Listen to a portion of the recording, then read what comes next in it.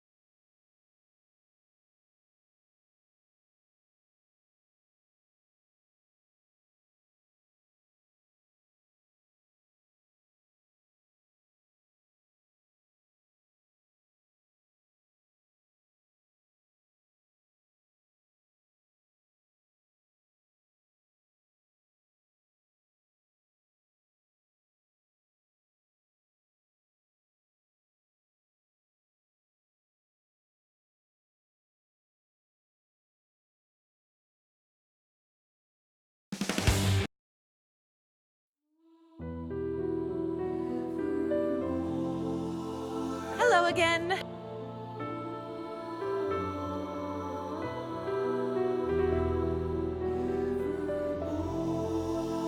Will I be afraid or will I run away? Will I hide? Will I hide? Freedom is finally here. You may have taken the lead, but I'll leave in the score. You won the battle, you won't win the war. Not now and nevermore. Hello again.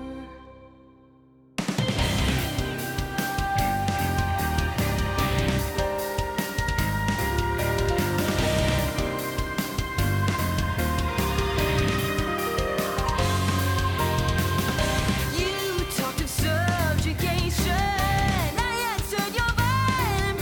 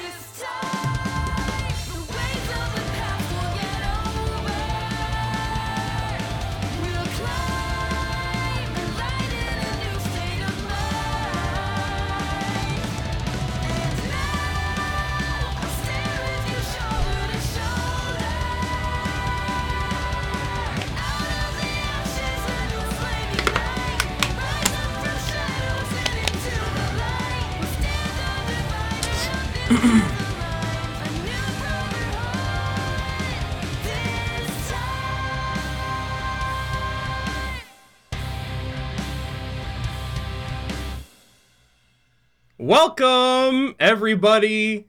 It has been so long since I've uploaded on the channel. First off, how's the audio? Second off, how's the video quality? My chat is going fucking nuts right now. For whoever's watching the VOD, I apologize if you can't keep up with... Thank God we have slow chat coming back today. How's everybody doing? Thank you guys so much for tuning in. Oh my freaking God. Holy shit. Thank you guys so much for tuning in. The RWBY Volume 6 soundtrack came out today. I am so nervous, you guys have no idea. Partially due to Casey tweeting her first listen to the full extent of Forever Falls, Indomitable. Those two tracks, I think, are gonna be the ones that, like, I'm gonna be a mess by the end of, like, I feel the anxiousness right now. I feel like so anxious. I feel like I could cry right now just to get it out of the way. But thank you guys very much for tuning in. It's been a while. Don't worry. I got the tissues on standby. I got napkins. I don't have any like tissue boxes, but I know myself way too much to know that tears will be had during the stream. I just hope that it's not like, I just hope I'm like functionable by the end of it. But how's everybody doing? It's been so long. It's, I mean, what, 5 months since the last time I uploaded, streamed rather, with regarding RWBY. Yeah, I'm so excited to, like, RTX is next week. RWBY Volume 7 is going to be there. The soundtrack for today comes out. The Blu-ray DVD will be out in the next couple of days, so we'll be able to listen to, like, the commentaries for that. A lot of things are happening, like, in the RWBYverse, even though, like, it's still going to be months and months before we get anything else. But this is definitely gonna satisfy a lot of people, hold us over until, you know, more news and information comes out regarding RWBY. But, God, it's so weird. It's so weird being on YouTube streaming again. Winter! The audio will be better once paths to isolation close. Thank you so much, Winter, for joining. Thank you guys all so much for the support. You guys are fucking amazing. How many people are in here? I can't even tell. I can't tell how many people are in here right now. Hold on, give me a sec. I gotta turn on my other monitor over here just to check. God, it's been so long. Yeah, too many. What? 1,000 people already? Oh my God. Okay, really quick. Type 3 in the chat if you have not listened to the soundtrack yet. I have not listened to it. These are, with the exception of Nevermore, because the full song had come out, the full song was released with oh my God, you guys are all here for the first listen. I apologize. I apologize, but I'm probably gonna ruin a lot of you guys' first listen. But, like, obviously I'm listening to the songs for the first time as well. I say this, and I think, so I've done these discussions. This is my third live stream discussion. For those of you who are here for the first time, I'm pretty sure most of you guys know who I am. My name is Arnold, also known as MurderofBirds. I do reactions, reviews, live stream discussions, theories on the RWBY series, since the show started back in Volume 1. And for the last 3 volumes, Volumes 4, Volume 5, and now today with Volume 6, I've taken to making this a tradition where I get together as soon as the soundtrack for the volume comes out, and I listen to all of the songs in their entirety for the first time, and we get into the hype, we get into the feels, we get into the discussions and thoughts and what we can grasp out of the songs in terms of context for the show, and everything else in between. And for those of you guys who, if it's your first time here, I do appreciate it. Hopefully you guys enjoy. Hopefully my I'm a rambler, okay? So hopefully that's not too much of a put off for most of you. It is also customary that once we get into it, I am definitely going to be implementing slow chat, because there's no fucking way that I can keep up with this. I already have a ton of backlogged super chats that I gotta go back and read throughout the stream, but I do appreciate all of you guys for being incredibly generous, supportive, especially during the hiatus that I've been on. I'm surprised there's even 1,000 of you guys who are willing to check this out, because I have been, you know, MIA for a while because, you know, my whole moving process and then getting back up to speed with things, and then RTX is right around the corner, so I'm constantly, like, I'm being pulled every direction. But I'm slowly but surely getting back into the step of things, and I just want you guys to know that I appreciate your patience and your understanding, you know, throughout this entire ordeal. I've moved in the last month. I'm in a new place. I'm happy. I'm rejuvenated, and videos are going to be returning. RWB is going to be returning. Once RWBY's back, obviously we're going to be jumping into that, especially with whatever they have to show at RTX regarding Volume 7 and the future. The novel also just came out. I don't know. My novel's in the living room right now, but my novel got in the mail yesterday, and I'm going to be reading that, which is the story of Team Coffee 1 year after the fall of Beacon. So again, RWBY stuff up the wazoo, for the near and distant future. But oh gosh, okay. So I bought the soundtrack on iTunes because I'm a slave to Apple. I just bought the soundtrack. I just downloaded it a couple hours ago. It just finished downloading. We have Rising, Miracle, One Thing, Lionized, Big Metal Shoe, Nevermore, Indomitable, Forever Falls, Armed and Ready Acoustic. So I'm really surprised that they went with that acoustic. We got Triumph, the Triumph. So we have a previous intro, a previous opening remix, and the Path of Isolation, also a remix. So I'm going to be listening to all of those songs for this discussion. Obviously, the tracks, I get shout out to Alex Abraham for his contributions with Jeff on the tracks, but I'll be here all day if I lended myself to listening to those as well, which those are great either on their own or in context to the show. So I'm going to be listening to all of the vocalized tracks, and I am so nervous right now. I'm so nervous right now. Oh, man. We're gonna get through this. Hopefully I'll get through this a stronger person than I am right now. But really quick, before I jump right into listening to the tracks, I do want to let you guys know on a couple of things. So first and foremost, I did mention this a little while ago today in the form of a community post. I'll let people know on Twitter as well as my Discord. But I've recently added a join button, which is kind of a way for people to be able to directly support the channel, to kind of like maintain the continuity of videos and streams that I do. It gives you guys access to my Discord server, which has been private this entire time for my Patreon backers and my Twitch subs.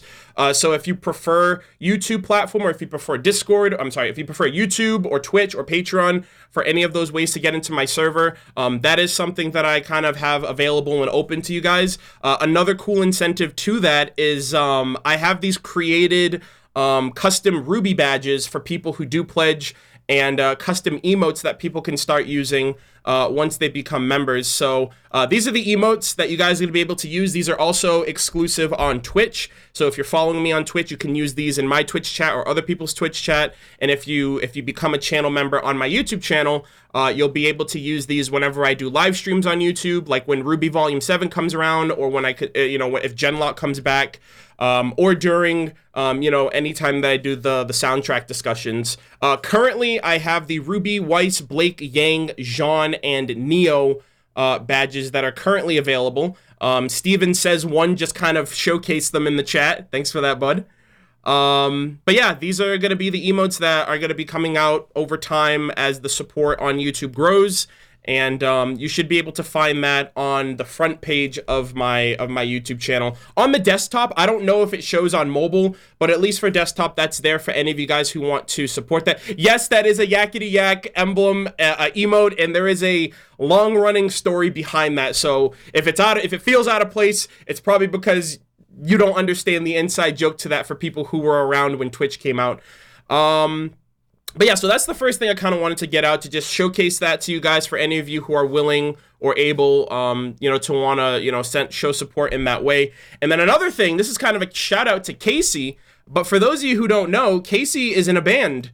Her band is called OK Goodnight, and I'm just basically mentioning this because it is relevant, but essentially she started a band a while back. A couple months ago, they released their first single called Rapture, and her second single to their band's second single comes out in a couple of days on July 1st. So we get the soundtrack now, and then a couple of days we're gonna get a new song to what Casey and her band have put together, kind of for her own creative endeavors. So I kind of wanted to do my part to spread this out to more people if they're not on social media, if they don't know about it. Again, the band's called OK Goodnight. They have a single out right now. I believe it's on iTunes, Spotify, probably anywhere you can get music. Also on YouTube, Flint of RWBY Nation also did a lyric video on it.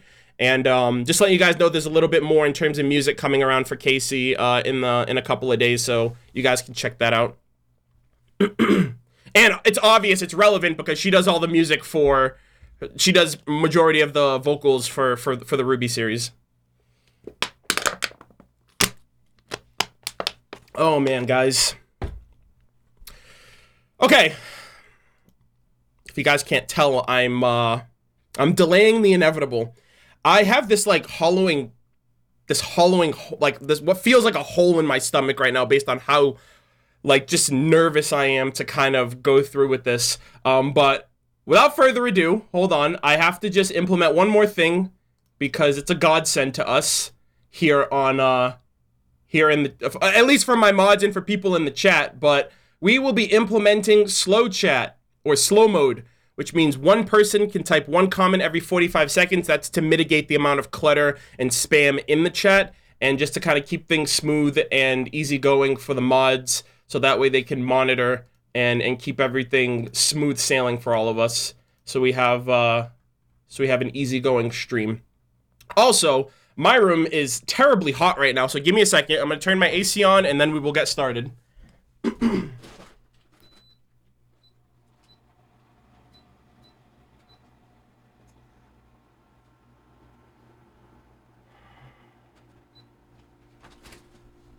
All right. Slow chat is now activated. Is it? I hope it is. I think I did. Yeah, there you go. Okay, slow chat active. Thank the freaking praise the sun on that. Oh my gosh. The RWBY Volume 6 soundtrack.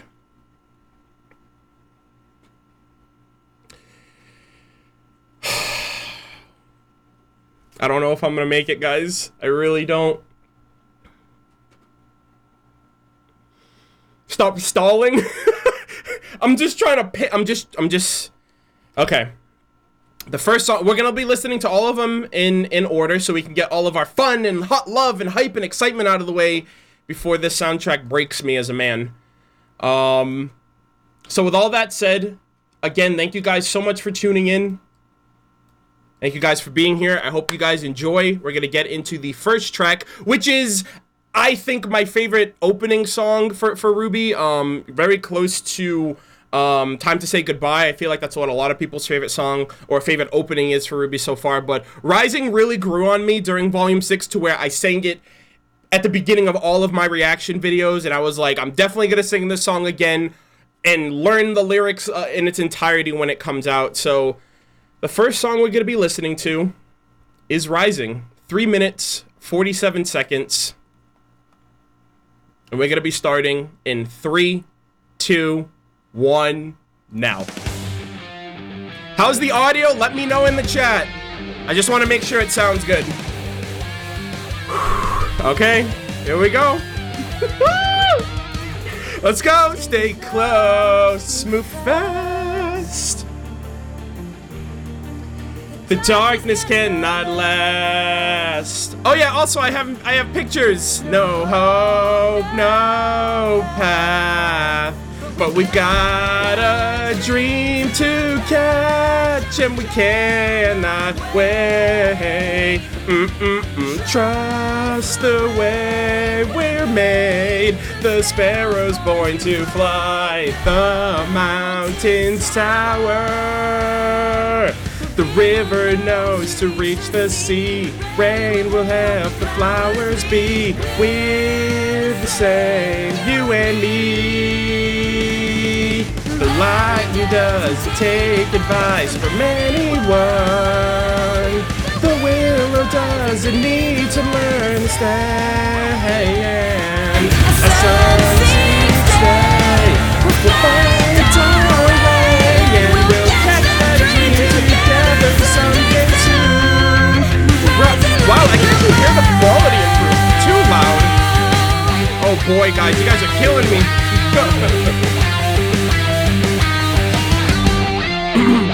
Okay, hold on. Okay, the first half was at least what I've heard from the opening.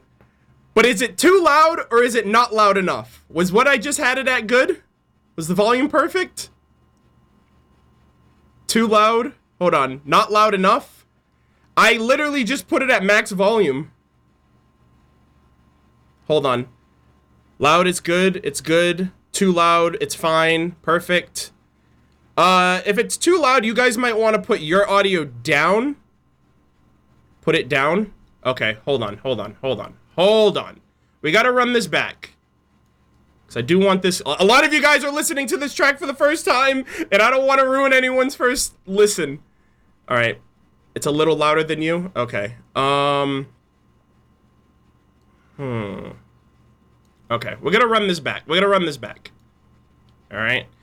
Because I want the audio to be perfect moving forward, just so that way I'm not constantly stopping. Thankfully, I haven't heard anything beyond that. That was basically what they used in the intro. Too loud, couldn't hear you over it? Okay. Alright. I will put it right here, and I think this is where I'm going to compromise. It's either you guys are going to hear me, or you guys are going to hear the music, but I don't know if you guys will be able to hear both. At least not equally, because it is very hard to get this without doing multiple tests. Alright, from the top! Let me know if this sounds good, just so I don't have to constantly do this again. Alright, that first time didn't start. This is it. This is official. We're starting. Stay close, move fast. The darkness cannot last. No hope, no path. But we've got a dream to catch, and we cannot wait. Trust the way we're made. The sparrow's born to fly the mountain's tower. The river knows to reach the sea. Rain will help the flowers be. We're the same, you and me. The lightning doesn't take advice from anyone. The willow doesn't need to learn to stand. As sun seeks day, we'll find our way, and we'll catch that dream together someday soon. We're rising like the moon. Alright, it's all brand new to me. I'm so excited. Okay, I need to listen too. Alright, what do you got?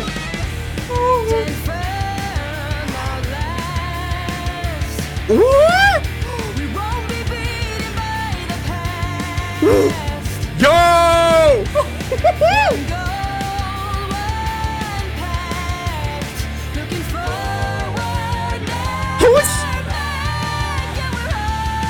Oh my god!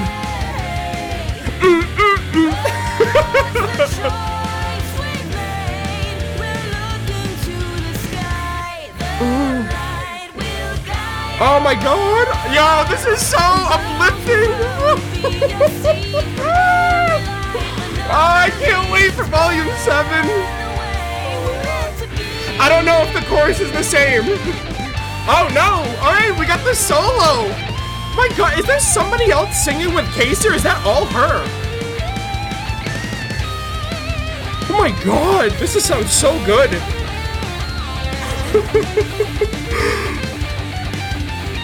Oh, dude, I'm so... Yeah, that's all Casey! That's nuts!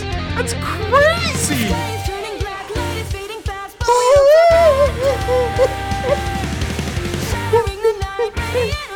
Oh my god, dude. I love RWBY so much, man. Yo, pianos!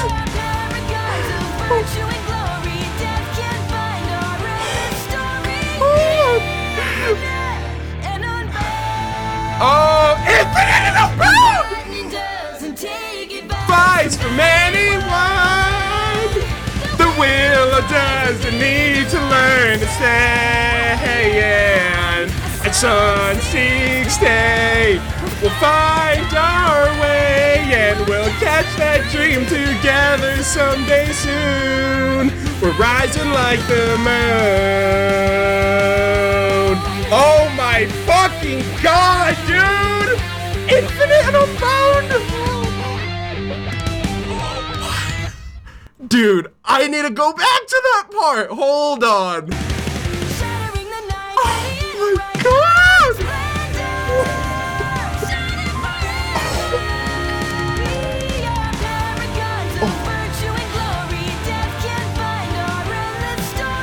This is my favorite Infinite and Unbound. Lightning doesn't take advice from anyone. Wow. This is my favorite song. It's my favorite opening. It's my favorite opening song now. Oh my god. Dude, I got like a body high. Together someday soon.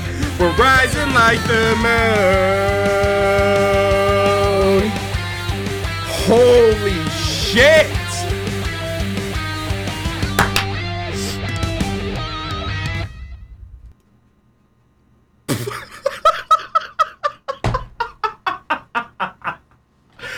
Oh my goodness. Oh my goodness. Oh my god. Oh my god, dude. I have like no word. Like, dude, holy shit. I need to go back and listen. I obviously want to know, like, listen really deeply for. That felt so empowering, so fucking uplifting. Like, Salem, we're I gonna hope fucking enjoyed the destroy you. soundtrack. I hope to watch more of your streams and support your channel more soon. Oh my god, thank you so much. MLZ, appreciate it. Oh my, dude, I'm like, yo, that was such a good song. Rising. We're rising like the fucking moon. Oh boy. That was a great intro to the rest of the soundtrack.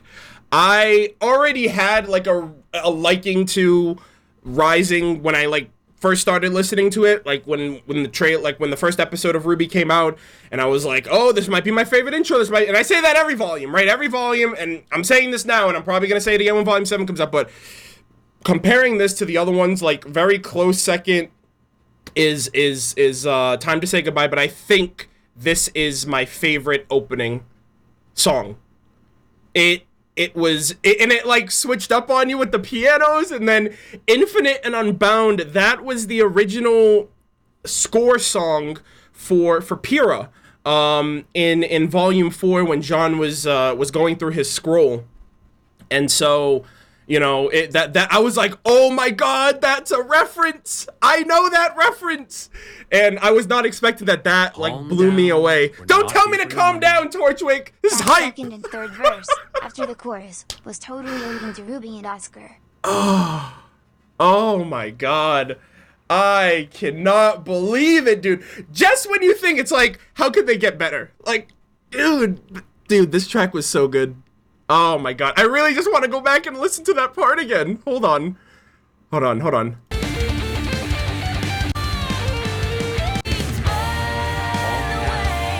Oh my god. Dude, this was such a good moment. Let's just say I'm looking forward to it. Thank you, cool dude. I appreciate it. I can't hear your donation over this hype. Oh my god.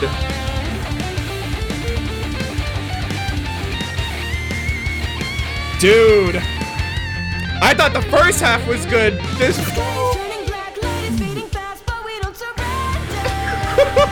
we won't surrender. No.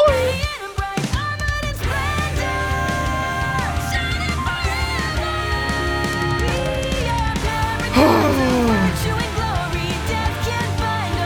my god, this is so good. Infinite and Unbound. It doesn't take advice from anyone. I love this. I love this song so much. A sun sees day, we'll find our way, and we'll catch that dream together someday soon. We're rising like the moon.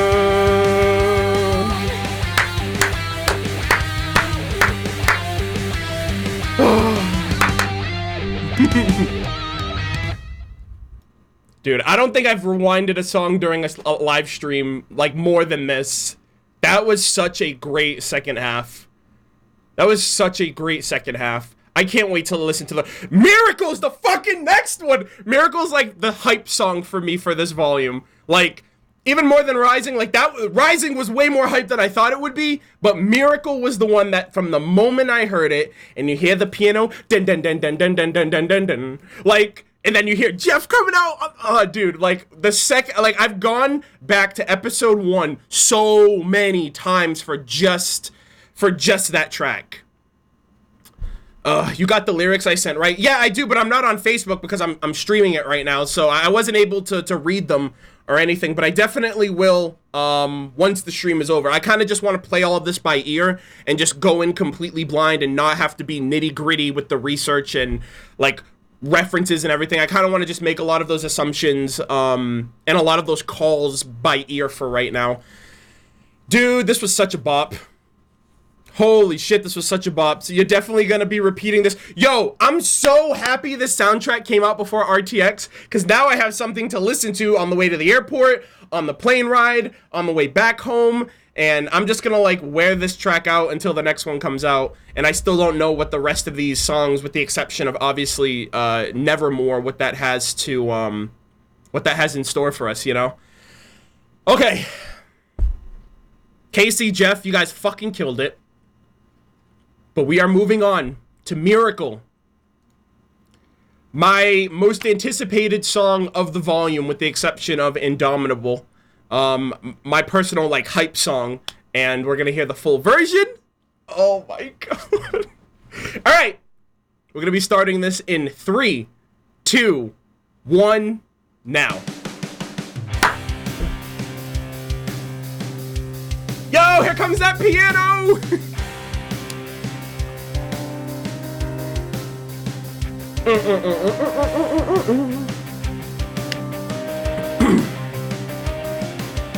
Time and time again, it seems we reach the point where our dreams are crumbling all around us. I keep forgetting to add the new picture. Every step it seems to set further from our goal instead. The triumph doesn't matter.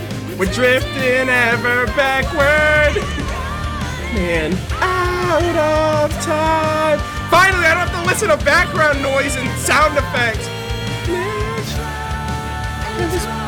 Never clear. Oh my gosh. So this reminds. Is this? Or is it made of lies? Trusting in the light of Silver Eyes. There's no one inside. Maria was the miracle, everybody. Or maybe it is about Ruby. Right, this is the second half.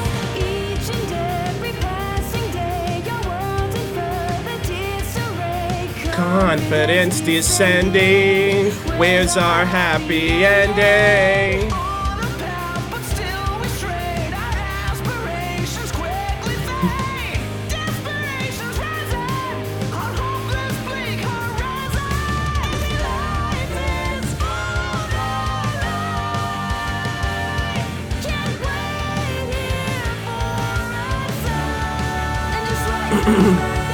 Yeah, aggressive trumpets.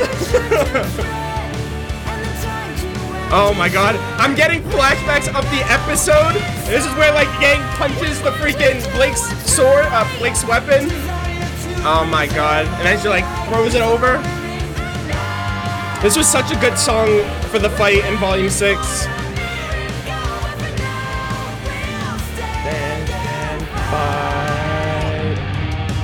Double scythe action! Yo, this was such a hype song.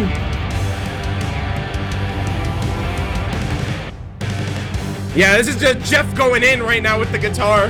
Him and his squad. Ooh! What? Ooh! Nothing gained, not in vain?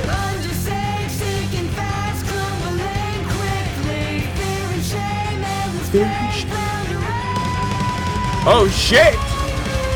Dude, that's a spook right there! Oh my god! That was a new part! Yeah, that's switched up!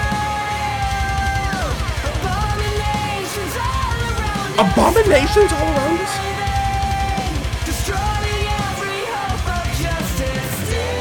Jeez, dude. Talk about a freaking doom and gloom.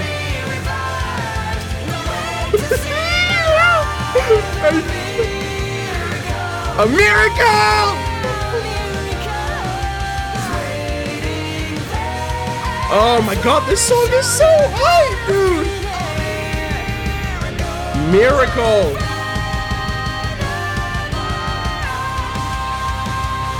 Fuck yeah! Oh! The pianos!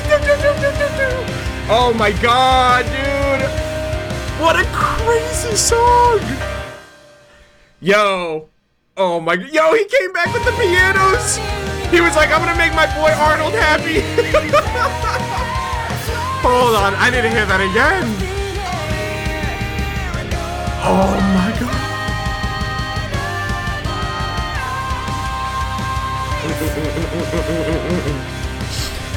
Oh my god! This is so good, man! Wow! So, I thought what we heard in Volume 6 was really, like, all of it, because we got, like, we got the first part, and then we got the second part, but I didn't know there was, like, a third verse to this entire song, and that really caught me off guard. Doom and gloom, dude! Like, despair and abominations, like, what? I don't know, I don't really know what the song's perspective is. Initially, I thought it was, like, Maria, because when we first heard the lyrics, it was talking about the light, and, you know, finding a miracle, and Maria kind of came in at the right place at the right time, helped Ruby with her silver eyes, got them out of that predicament with the apathy because of her because she basically helped Ruby tap into that power, taught her how to use it. She ended up using it, you know, to basically save Argus. And, like, I really thought this song, I don't know, it felt like Maria, I don't want to say the song was literally a song dedicated to Maria, but I feel like partially, it was based in part to her because, you know, the silver eyes and you know, the light that preserves life. Yeah, like, that was pretty intense. Is this a song about Ruby? I mean, in a way it could be as well, like, she has silver eyes if this song is alluding to that, so I can definitely see that. But then it was also, it was getting into a little bit of, like, hopelessness, and I don't know if that was, like, a little shot at Ozpin. When it got, like, really dark and eerie, I wonder if maybe that was from Salem's perspective, or just, like, the nature of, like, Salem, who's all about, like, despair and hopelessness for everyone around her, and the Grimm in general, and this, like, grand master plan. Oh, man. Oh, my God. That was really great. That was, like, way more hype than I thought. And Jeff brought the piano back at the end, which was, like, a really big surprise, because I really love how the song, I love how it opens. I love, like, I don't know what it is. I think maybe just the beat was good, too, and then the piano just plays right into it. Hold on, where is it?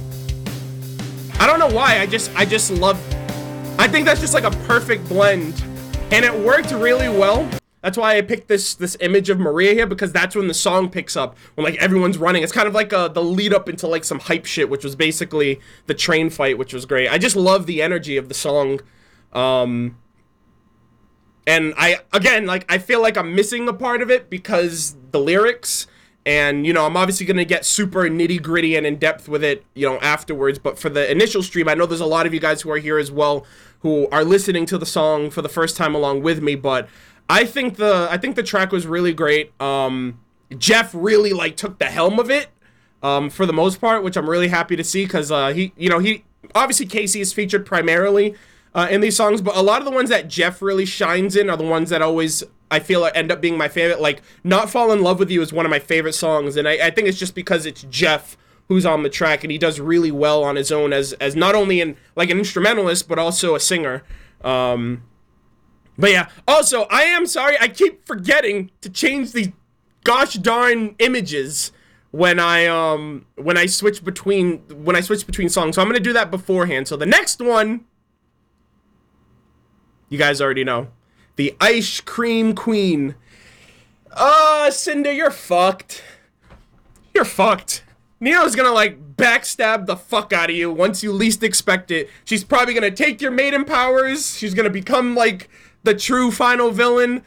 I expect this song to be I expect the song to be probably on the emotional side, because from what we got of it, and obviously the symbolism of Neo with Torchwick's hat, her going after Cinder, I feel like her joining Cinder, a lot of people feel like her joining Cinder is just like, it's just a ploy, it's a scapegoat to get her to let her guard down, similarly to how she kind of lets everything pass her by because she lets her guard down. She let RWBY get the upper hand on her because she didn't take her seriously. You know, she got caught off guard by RWBY, she got caught off guard by Raven, she's trusting Neo now, and she's gonna get caught off guard by her as well, and probably Salem. I wouldn't be surprised if Salem's the one that, like, does Cinder in by the end of it. But yeah, this is definitely, I feel like this is not only gonna be, like, a revenge song, of like, Neo avenging Roman's death from the person who really is the source of it. Yeah, you can say that Torchwick died by, you know, by the natural event of things, by getting eaten by a Grimm, but he was only ever put into that situation because Cinder went looking for him to recruit him. So if that never happened, and I know, like, yeah, it's like, okay, but it seemed like, in a way, Torchwick was forced into still doing it. Like the Volume 1 end credit scene, right? She was like, you're gonna continue to do so. We got big plans for you, Roman. All we ask is a little cooperation. So at that point, forcing his hand, coerced, ends up dying, and like, he even said it to himself. He was like, the people who hired me are gonna change the world. You can't stop them, I can't stop them. What's the point? Just join them. So yeah, I definitely see Roman's death being a byproduct of Cinder, you know, forcing his hand, and Neo's like, I'm not a fucking idiot, you know? Lie, cheat, steal, and survive. Indeed. So, with that said, the next track on the list, One Thing. And it's really sad, man, because, like, we didn't really know anything about Neo and her relationship to Torchwick. Some people think that they, like, are childhood friends that grew up. Some people think that like, and I've seen, like, fan art, and, you know, I've heard, like, fan fictions about it, like, maybe Neo was taken off the streets by Roman, and, like, that's, like, her savior, you know, and someone that she'll, almost like the equivalent of Emerald to Cinder. But, like, I feel so sad now, because, like, now, from the lyrics that we got, it seems like Roman was, like, the one thing that kept, literally, the one, oh my god. He was literally the one thing that kept her life, like, happy and bright and positive, despite him being a criminal, despite being a dum-dum. He was her dum-dum. So, yeah, RWBY Chibi definitely probably made that hurt a lot more. But anyways, we're gonna be getting into One Thing in 3, 2, 1, now. This isn't, oh boy, this sounds eerie. Oh, okay, this is how it starts. Yep.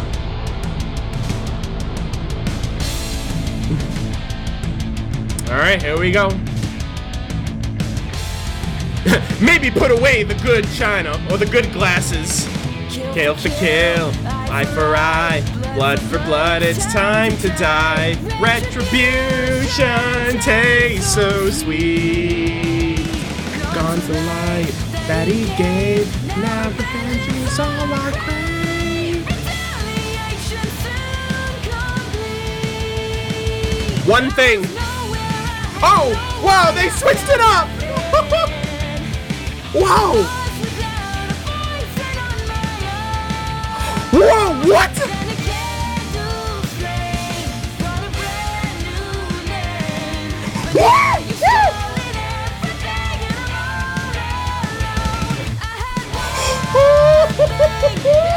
One Thing. A line, single friend. Wow. Me? Oh my god, Cinder, you're gonna fucking die.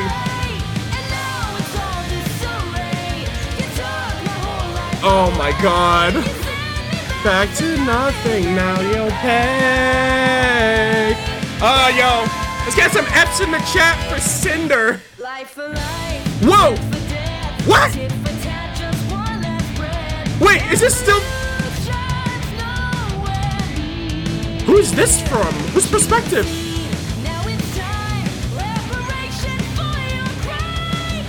Okay, it still hurts. Like, yo, I'm going next level. Okay.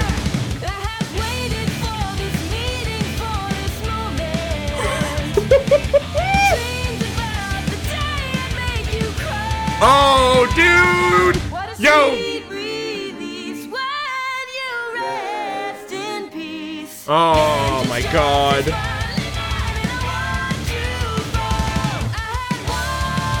Oh god. Neo's playing the long con right now. I feel so bad for her.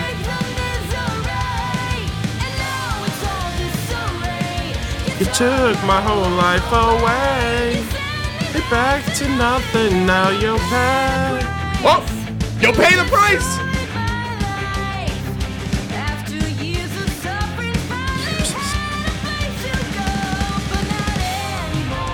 Dude, Roman literally saved her.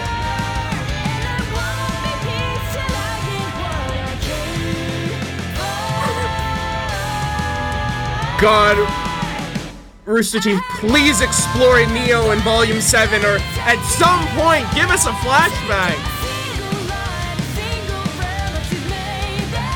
Oh my god.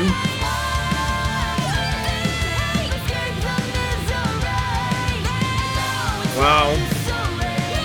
You took my whole life away. You gave me back to nothing, and you pay. Ugh. Bro.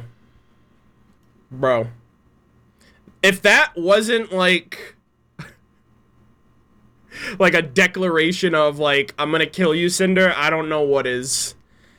Dude, oh my god, this song gives so much context to this character that we never see, we never hear, we don't know much about, and it's like, this song makes me want so much more out of Neo now. And I remember I made a theory video about like maybe her and Roman like grew up at Brunswick together, and you know, maybe the death of everyone there is why she doesn't talk, and you know, maybe that was the origins of his family because Brunswick, Torchwick, and stuff like that. I think she mentioned something about her name or about a name change. I have to go back and listen to that, but like, and that's why I was like, wait, what? Context? We're getting actual like information? But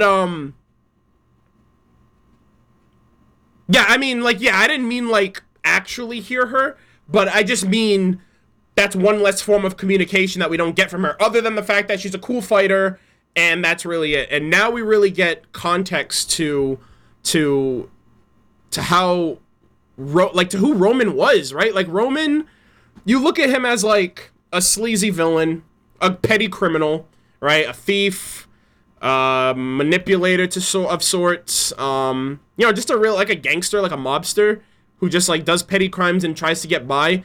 And when you think about it, obviously in the grand scheme of things, I don't think he's really ever killed anybody or really been anything as drastic as like Cinder or Tyrion even, or Adam.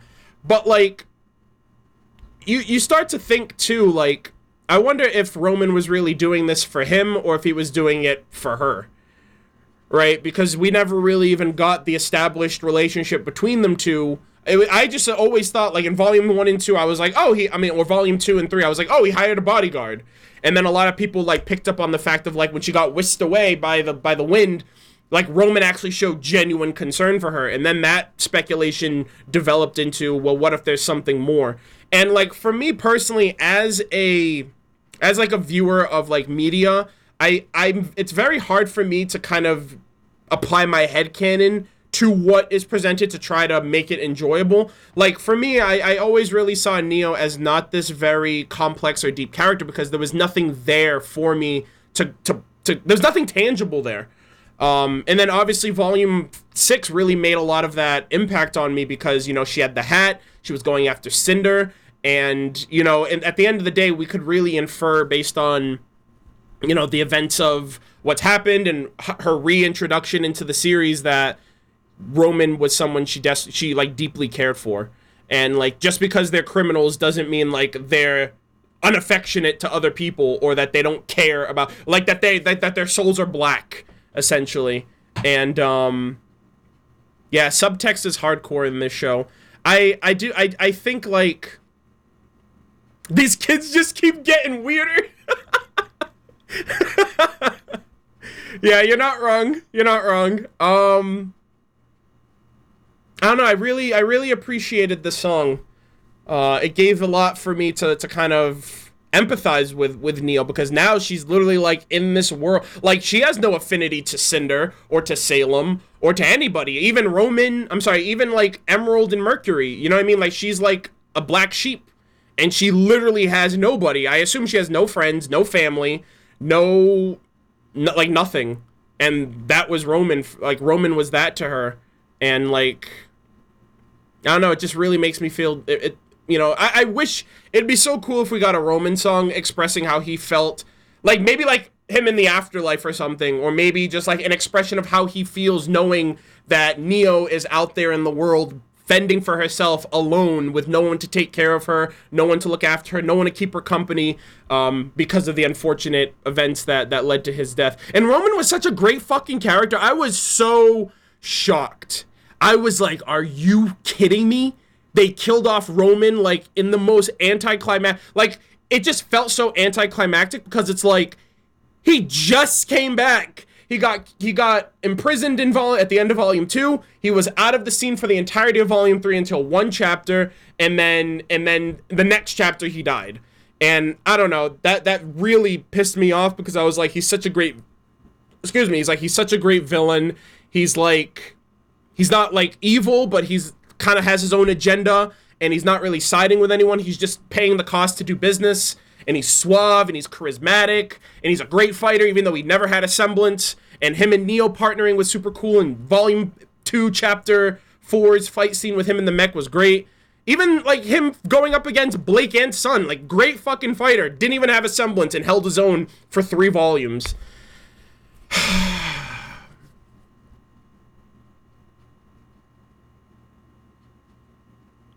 This song was really, really needed for me to empathize a lot more with this character. And, like, I'm so excited to see what she does in future. Like, I really think Neo's gonna become a maiden. I don't know if it's by killing Cinder and getting her and stealing her maiden powers, or if the Winter Maiden and her are gonna cross paths. And it makes sense, right? Who else to be the Winter Maiden, you know, with the exception of the actual Ice Queen Weiss? Who else to be the Winter Maiden but the Ice Cream Queen? You know what I mean?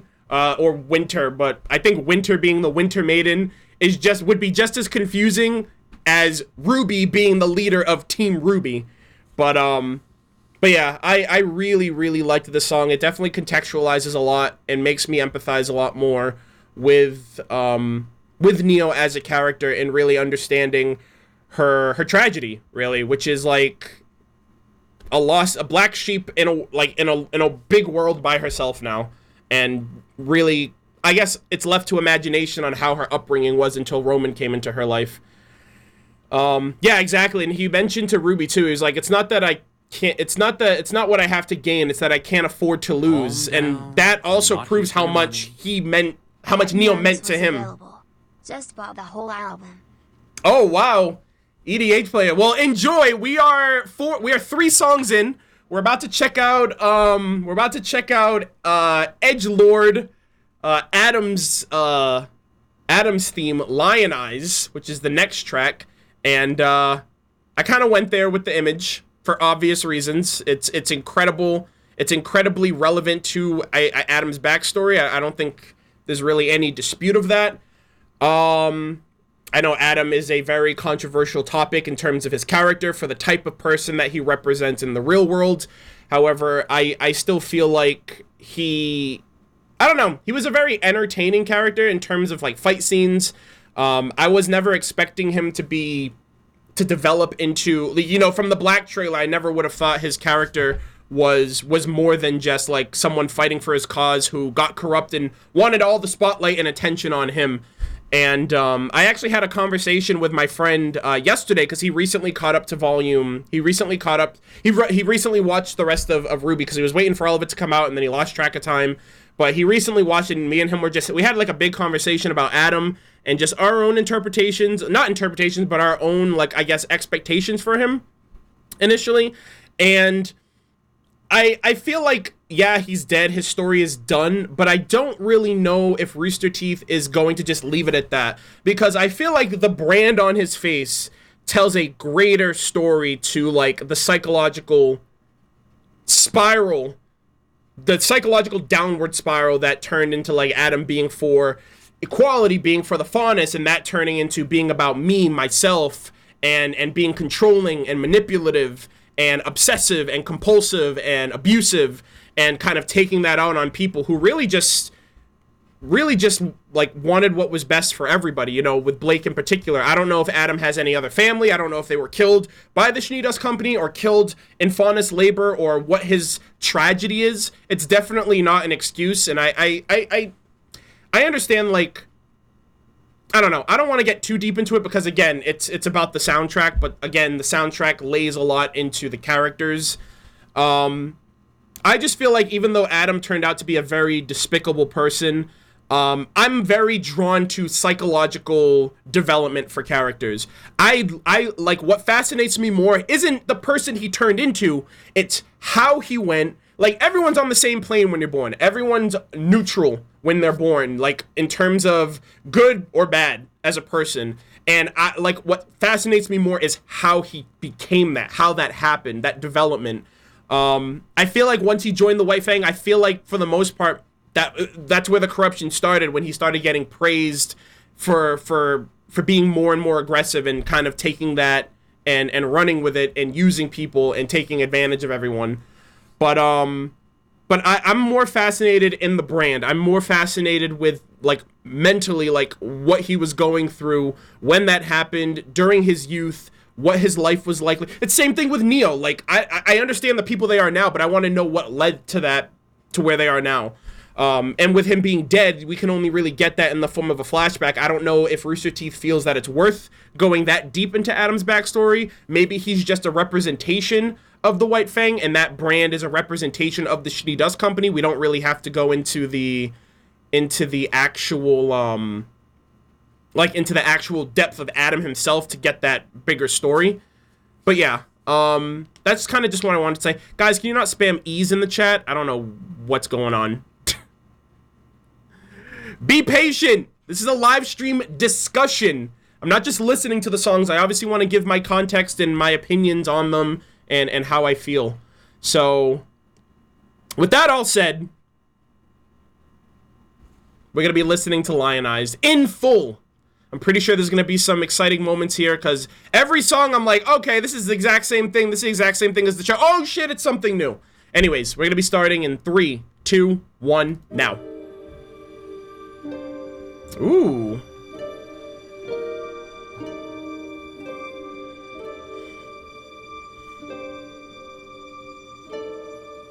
Okay.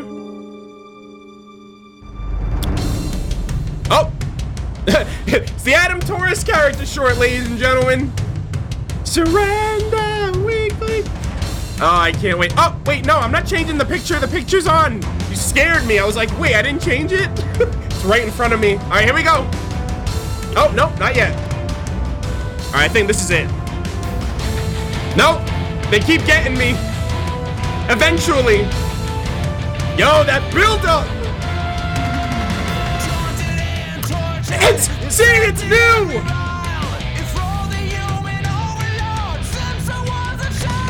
Since I was a child.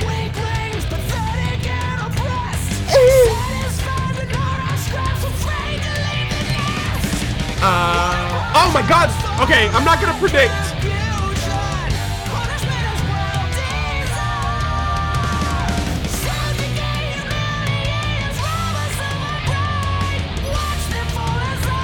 Watch me. You'll see, I'm their hero. I'll be lionized. I will have the strength to do what's needed with no compromise. Oh God, Adam. Yo, shout out to Jeff with these freaking. Yo, Jeff has a really good range for his voice. Like, he gets those high notes. Okay, this is it. Oh, this is different. This is when Adam does that crazy cool, like, sword in the air, flip, jump, kick, right through the head of the robot. That shit was awesome. That falsetto. Oh, and then he does, like, his 3 slash from the black trailer. God, so hype, man. Adam was such a great fucking fighter. That's like the one cool thing of, like, if there's one thing you can say good about him, he was a great fighter. Yeah. The warrior is time to mobilize. Oh my god.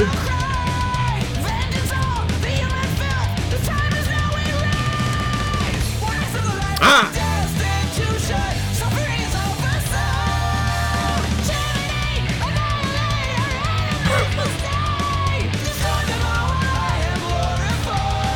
Yo, Adam, you can't be glorified as a savior, dude! It's not how it works, buddy. Path to reclamation.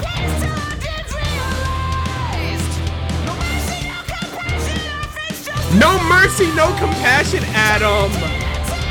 You gotta take this L, dude. You gotta take this L, bro. I'm sorry. I'm sorry, bro.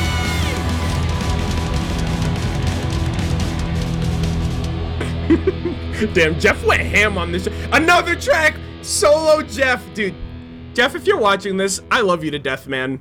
I fucking love you to death. I love the work you do on RWBY. I look forward to you and your daughter's work on the soundtrack as a whole. God, I love Jeff's. I love Jeff. Whenever Jeff sings on a track, I love it. Like, his range is great. It works for the tone and for the atmosphere of whatever he's portraying, whether it's a love song, whether it's an edge song. I really liked it. Yeah, Adam's a little too edge. A little too edge. Like, he's literally like, everybody's gonna look at me as though I were a god. Like, literally the Reds and Blues on Beaver Creek. He's like, look unto me, I have the flag, and you shall worship me as though I were a god. Like, that's literally what he's imagining. Not, you know, peace, equality for our people. You know, I'm doing this for them. No, he's like, I'm doing this so I can, you know, sit high on my horse and have everyone bow down to me because I'm this great, magnificent person that helped everybody out and now they all owe me. Yeah. It's a little unsavory. Obviously, it's the character that he eventually turned into. But yeah, I just feel like that, like, Adam is, I think, the definition of someone who's just been taken to his limits, and then, like, once that happens, you just, like, corrupt from the inside out, and you just lose yourself. That's really what it came down to. It's not like he didn't have the potential to be a good person. It's just he chose to be a bad person, and he chose to do things despite you know, like, even Yang said it too. She was like, this is your last chance, and he just chooses to do things for himself. And it's very clear in the Adam short, too, when he's like, it's time we get what we deserve.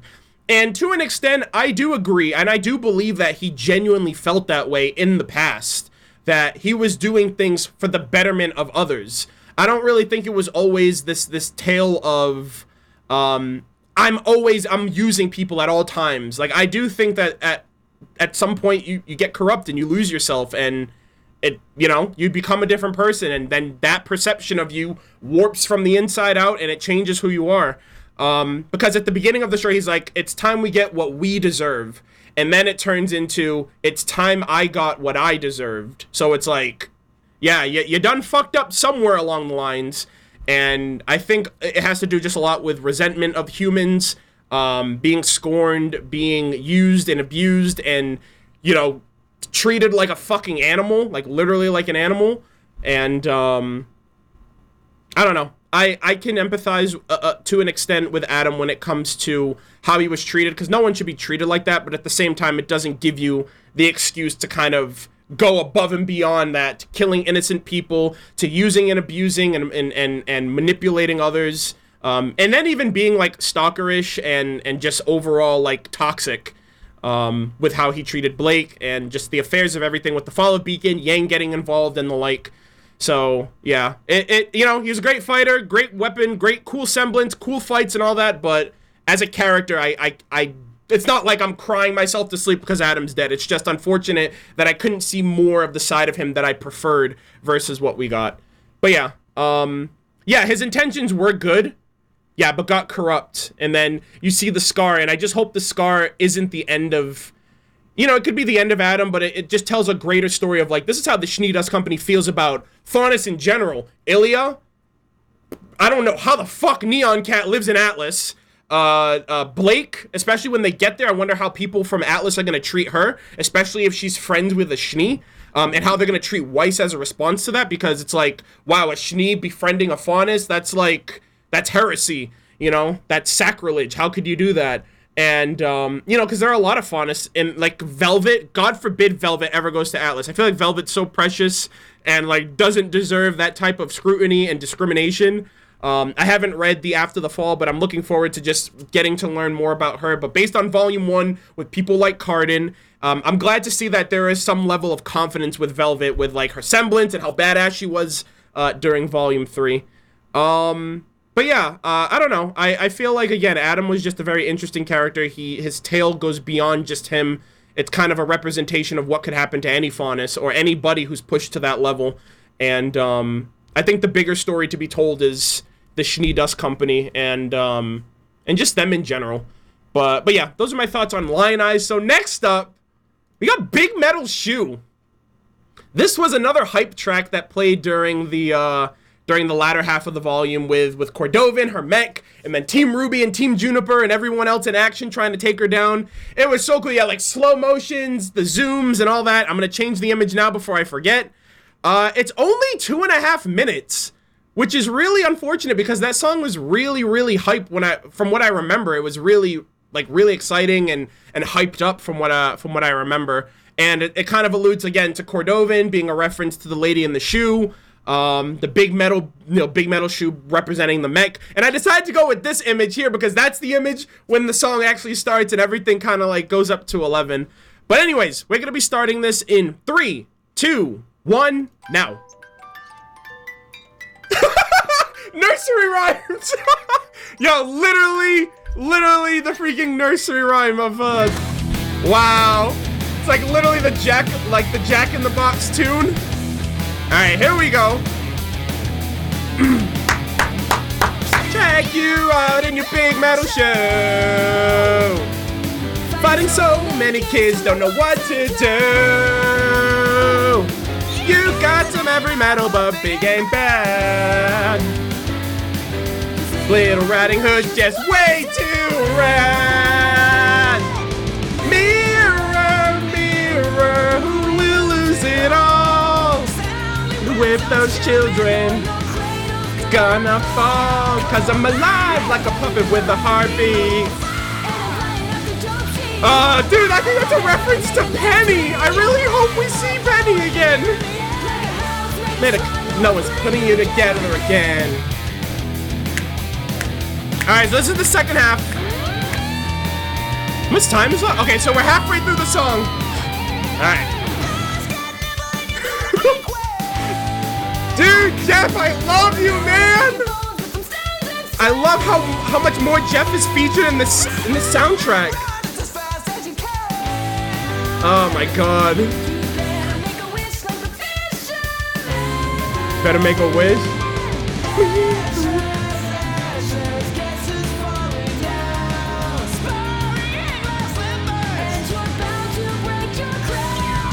Slippers and a crown? Is that a Cinderella reference?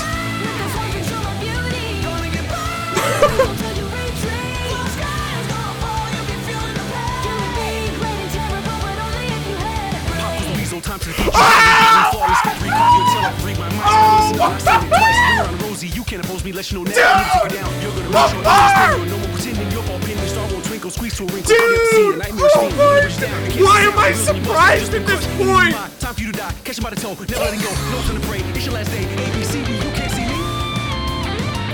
What?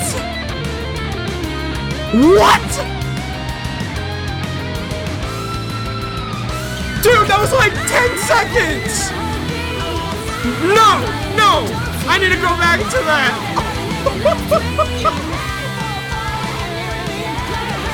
Made the straw, no one's putting you together again. Hold on. Holy shit! Time to defeat you, hickory dickory, flawless victory, carve your tail like Hickory dickory dog. I'm not saying it twice. Ring around the rosy, you can't oppose me. Ring around the rosy.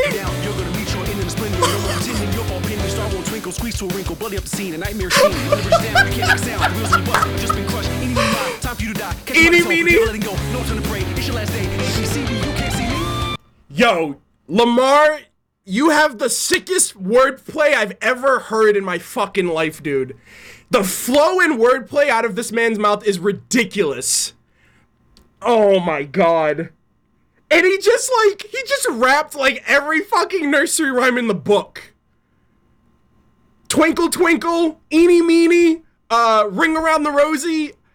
Oh, and they squeezed him in here too. Like, I was like, I don't know, you never really know. Like, I couldn't have expected him to be in a track like this. He's usually in tracks that feature like Yang song, like I Burn. I believe he was in either Ignite. I think it was Ignite he was in. And I didn't know what that, like, are you serious? And he was in the shortest song. Okay, hold on. I gotta back that up, dude. Lamar, you're the fucking man's dude. I fuck with you so hard.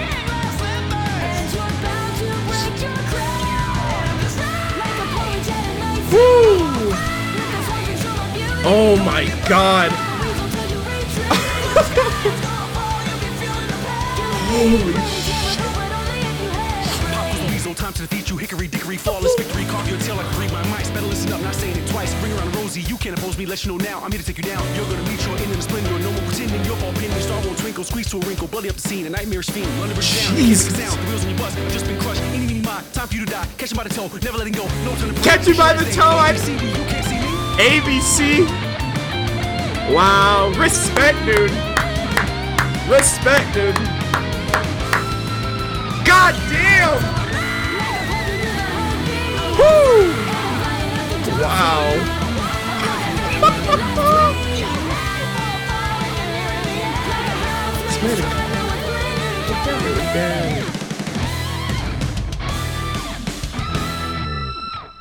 Holy shit. Holy shit. So I saw somebody in the chat. They were like, I see Arnold's got a hard-on for Lamar Hall. So here's the thing, right? For those of you who don't know, I'm a big fan of hip-hop, right? I don't listen to, like, a lot of, like, mainstream rappers, but, like, Kendrick Lamar, Lupe Fiasco, Kid Cudi, you know, those are, I think, are my top 3 hip-hop artists, like, of all time that have really influenced, like, the music that I enjoy and, like, the person I really kind of grew up and became, especially Kid Cudi. I discovered him when I was in high school during a time where I really didn't know all that much about myself, and I was very insecure, and I related so much to Kid Cudi. Kendrick Lamar especially. Lupe Fiasco is, like, you know, I loved Lasers. I think that's one of my favorite albums. He had a song that he dedicated to his dad that passed away, and that's a song that I resonate with because, you know, my dad passed away when I was in high school. And so, like, hip hop is, like, really important to me. It might not be like I might not be, you guys might not know that, or I might not, like, present it off that much, but I'm a big fan of hip hop. Wordplay, lyricism, and flow are like you got me. You got me sold. And I just listened to the Red versus Blue soundtrack. So, and which had like a few, like On Your Knees, basically a bunch of songs that Lamar Hall basically featured in when he started doing music years ago for Red versus Blue. And I'm just like, are you fucking kidding me? He did like a song like with Tex, and like with all of the other states for the freelancers, and I'm like, yo, this man's insane. He's ridiculous. And then it's cool to kind of have him cameoed. I really wish, and I know they did it for RWBY because RWBY is a little bit more on the mature side, and it's like really no holds barred, like in terms of what goes down for the most part. But I really wish that they just had one song dedicated completely to Lamar Hall. And like Lamar Hall is the kind of guy that doesn't hold his tongue, right? every single day he's talking that shit. He doesn't hold his tongue for anybody. He'll tell you like it is, and like I appreciate that so much, but I feel like that's too real for RWBY. Like I feel like Lamar's like rated M and RWBY's like rated T in a way. So yeah. I recorded my reaction to the soundtrack. That's gonna be out. So Red versus my first RVB reaction will be back up tomorrow. But yeah, you guys will be getting that. I did sit down and record my reactions to seasons 8 and season 9 for the soundtrack of listening to the songs for the first time. Falling Towards the Sky? Are you fucking kidding me? That's probably my favorite RVB song right now. I don't know how season 10 and beyond are, but yeah, like I respect Lamar Hall so much. And like every time I hear him on the tracks, I really kind of want to see like other music that he's done outside of the media that I know him from, which is RWBY and RVB, just because I feel like I can only imagine what he does off the record, like for Rooster Teeth content. But I definitely respect the guy. You know, he comes from like his person, his character. That's something that I'm very familiar with. I grew up with people like him, and like I surround myself with people who I feel like I don't know. He just reminds me a lot of like, I don't know, just like my culture and just people that I grew up with, and the music and the influence of hip hop in my life, like with music and my friends and basketball and all that stuff. It's definitely something that I always look forward to and I always forget. That's like the worst thing. I didn't even think to myself, I wonder what track Lamar's gonna be on this year. So I guess now I can expect him in future. But at the same time, that fucking blew my mind because I didn't think he'd be on this track. And on top of that, he just killed it. He just killed it. Like the nursery rhyme, wordplay, switch up, like, what more can you say? The man's got talent. But, yeah, that was a good song. It was very short. Bittersweet, I should say, too, because, bittersweet mainly, obviously for the main fact that it's a really good song. It's a bop, and it's the shortest one. And then Lamar comes in for, like, 15 seconds, gives his part, and then goes. And I'm just like, damn, man, like, I wish I had more of that. Let's see, how long? Oh gosh, hold on. I need to listen to Nevermore again because I need to prep myself and prepare myself for what's to come. I know I started the discussion, I started the live stream with it, and I kind of did that as a means of like prepping a little bit more before the discussion started. But especially for those of you guys who are here, we're gonna get through all of the songs before we get to Indomitable. But anyways, we're gonna check out Nevermore next. This song was my I was absolutely like obsessed with this song when it came out. When Flint of RWBY did his like up until Flint of RWBY uploaded his video, I was constantly looping the last 4 minutes of the volume 3 credits. Sorry, why did I say volume 3? Volume 6 credits, just to listen to the song over and over and over again on loop on my phone until Flint put it on YouTube. And then I listened to it from there until now, and now I can just listen to it on my phone the entire time. But anyways, great track. Shout out to Adrienne and Casey. They a great duet between them two. And yeah, so we're going to be starting this in 3, 2, 1, now. Nevermore.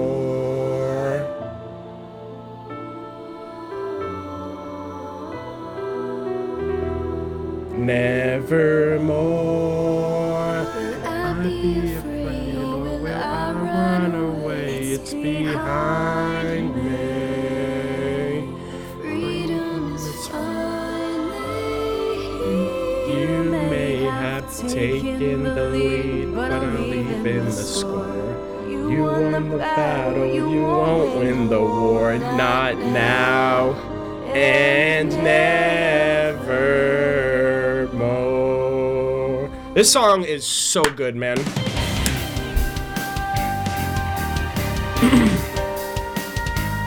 No, I don't think I can sing this. I don't think I can do this song justice.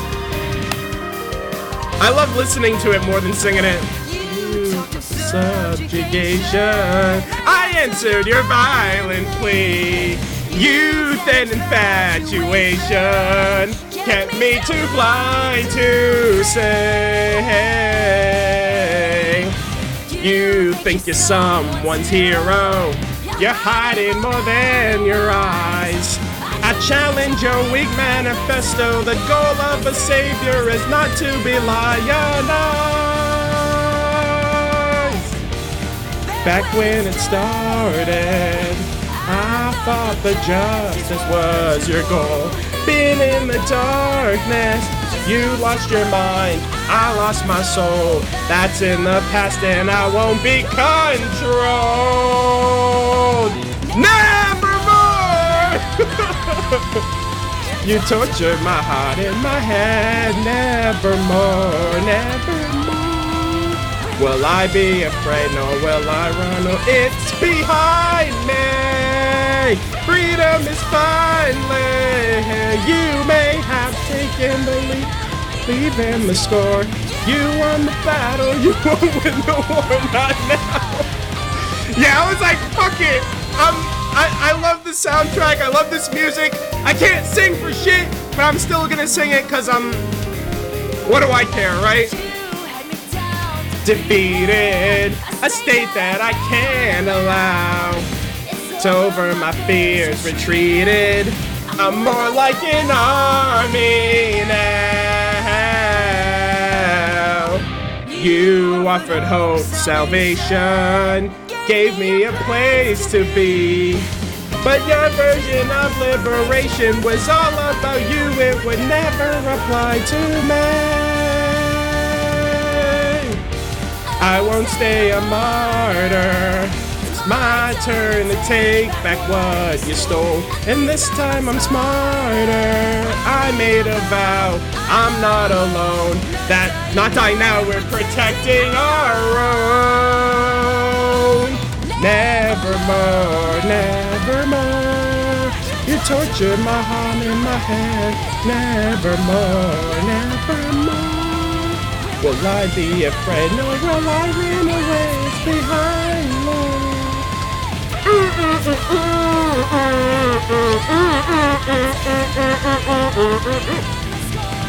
You won the battle, you won't win the war. Not now. There's no cause to celebrate. Another soul consumed by hate and spite.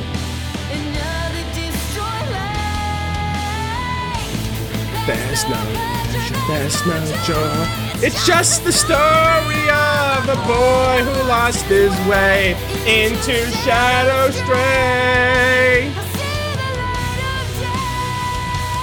That's my favorite line. That's my favorite line. You torture my heart and my head. Nevermore, nevermore. Will I be afraid? No, will I run away?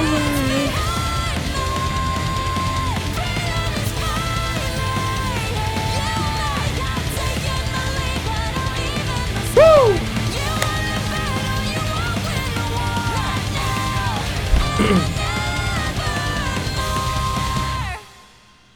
Such a banger. Such a banger. I really,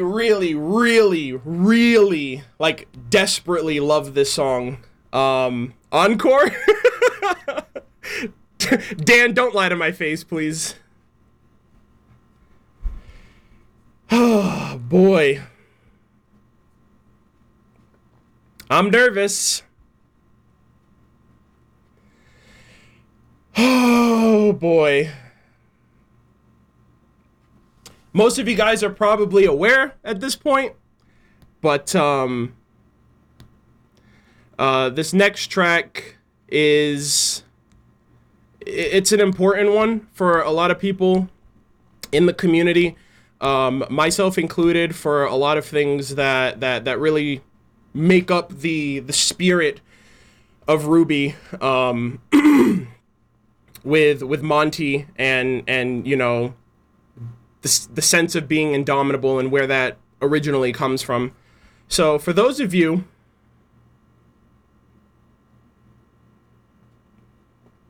who don't know, This song is in response to a quote that Monty kind of stood by when talking about you know, his thoughts on like hard work, perseverance, death, and it says, "I believe that the human spirit is indomitable. If you endure to achieve, it will happen given enough resolve. It may not be immediate, and often your greater dream is something that you will not achieve within your own lifetime. The efforts you put forth in anything transcend yourself, for there is no futility even in death."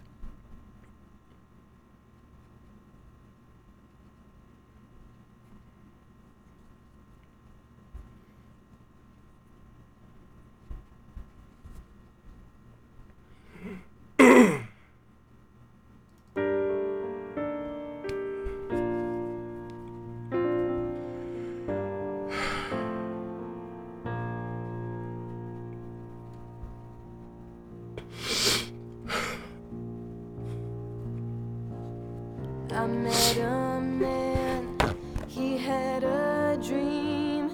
I tried to understand, but nothing was what it seemed. Sometimes that's how gods roll. We'd sit for hours, he'd share his plans to build a universe and make every part by hand. A big scheme with an infinite goal.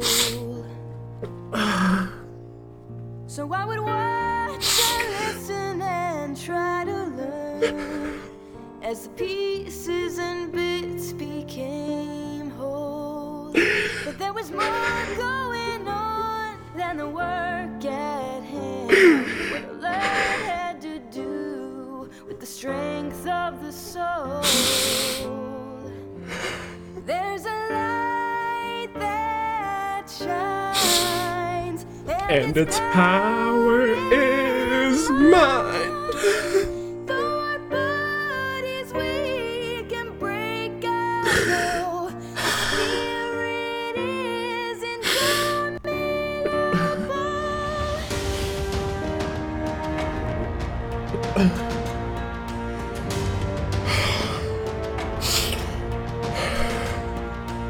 So step by step and frame by frame, a world created, its map fashioned from our stain. Just dream big, then work till it grows.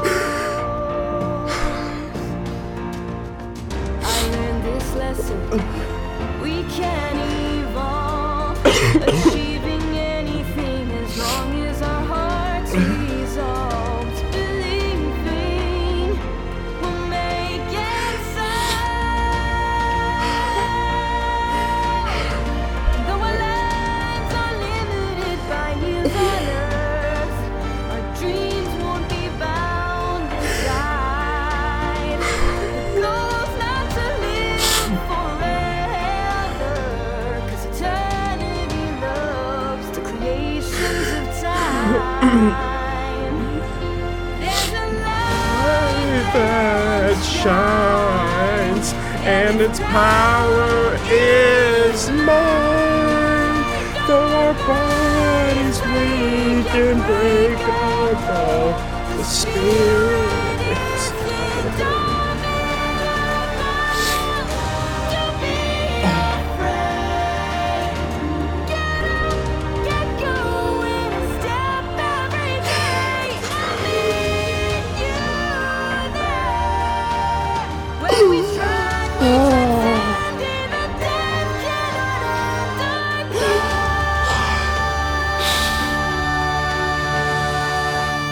I wasn't ready. You can't prepare for the unthinkable, for something that's so unfair. It's cruel, but that's how life goes. But through the sadness, thousands of tears, we see his message sparkling in crystal Keep moving forward.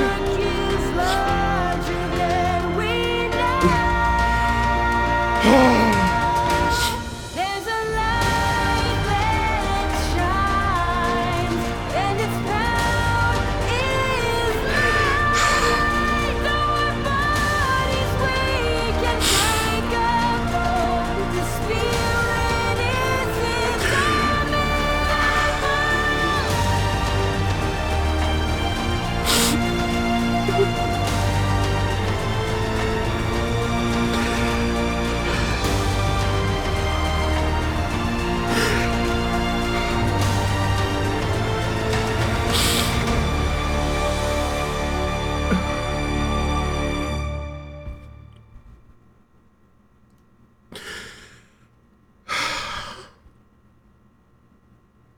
I love that song so much.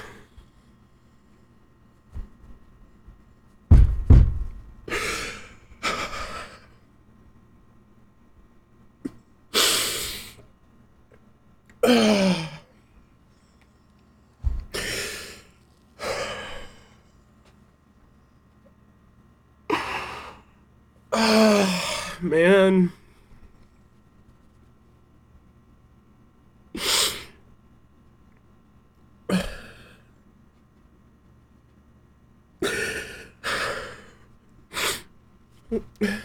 You know what? I remember when I first heard the name Montium, Dead Fantasy, the coolest shit I'd ever seen. And that name stayed with me until I discovered RWBY. That's what got me into Rooster Teeth.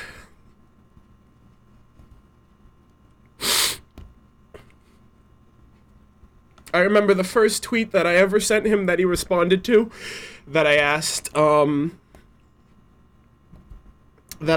him what's his favorite weapon, like what if he could have any weapon in the RWBY universe, what would it be? And this was right after Volume 1, and like he hyped me the fuck up because he was like Crow's weapon. And in Volume 1 we heard of Crow like once when RWBY mentioned her uncle teaching her how to use her scythe. And he got me so hyped for Crow before I ever knew what we would see of it.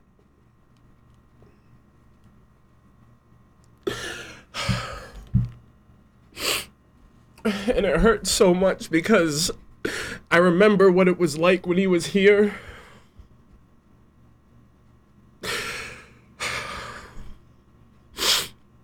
I remember liking this show that like had like no business being as big as it was, but it had like a lot of heart, and it had charm, and it had a passionate community, one that I felt genuinely a part of. And I remember the day. I'll never forget that day, man. It was like my world came crashing down.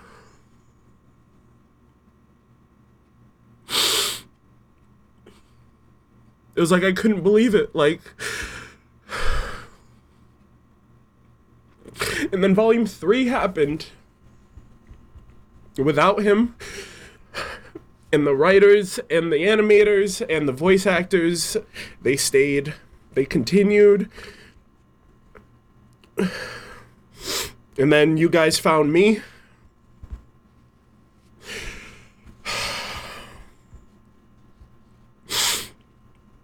And like it's all because of him, like why I'm here right now, why any of you guys are here right now with me, why I'm continuing to watch this show, to see it through to the end, to support Rooster Teeth, Miles and Carrie, everyone who was so close to him.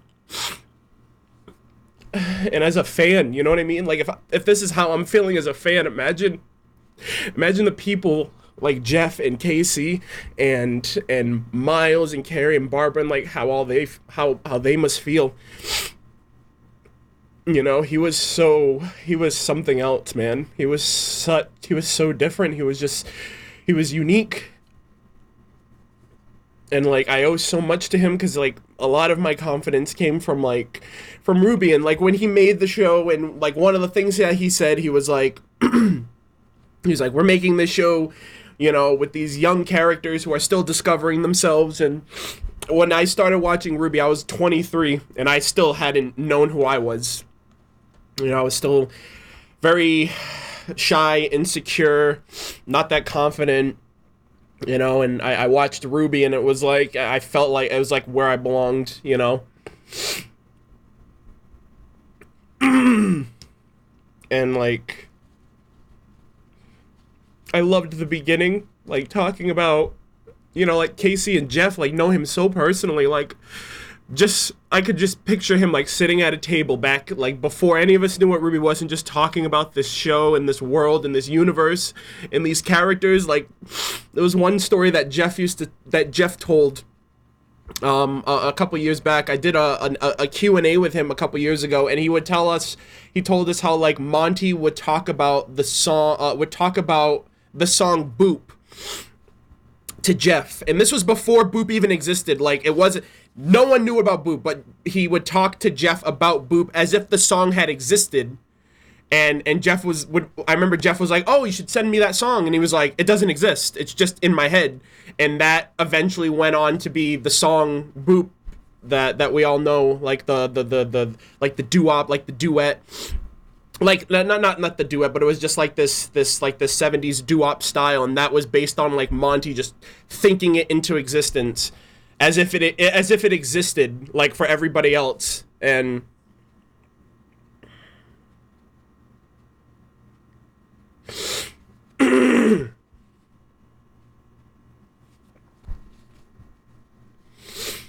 this was a great tribute, and it means so much, and it makes so much sense that it's in dedication to him, because it's like he really even felt like he was like, don't worry, you know, like, don't plan on like living forever, create something that will, you know.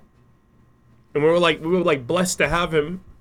We were blessed to have him in our lives for as short as it was, you know what I mean? Like, I discovered Monty, and like when Dead Fantasy came out, I really got into the community, and you know, in 2013 with Volume 1, Volume 2 happened, and then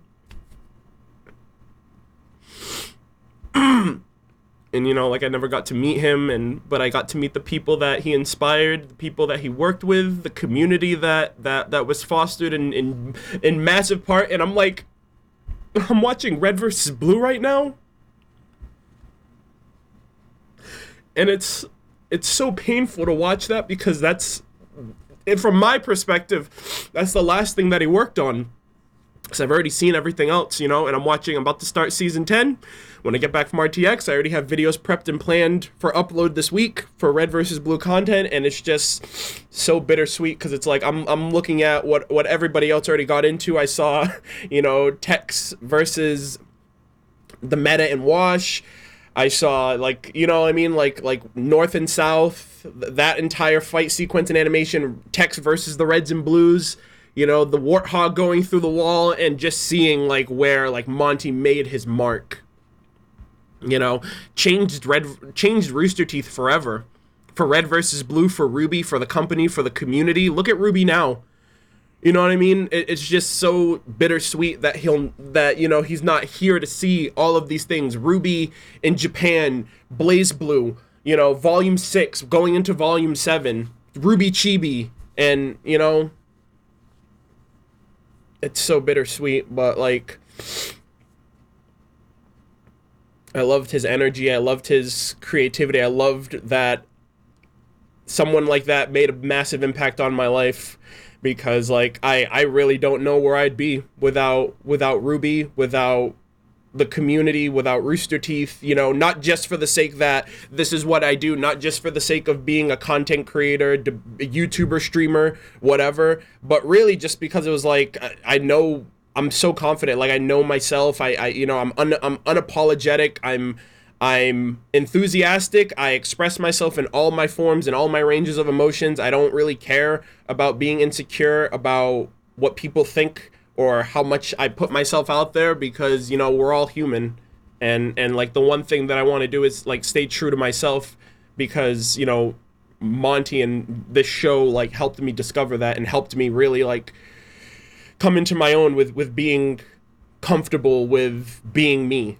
you know, instead of trying to conform and instead of trying to please other people and instead of trying to fit with the crowd, you know what I mean? Like, I stand out now and I'm my own self and no one can replicate me, and it's all thanks to him and to the show and the community. And I'm sorry for going on a spiel, but I feel like this is like a remembrance of him, you know? And like I'm dreading the day like when the RWBY, like the final episode of the series finale comes out, because I'm gonna be a fucking wreck. Everyone and their mother will probably know that.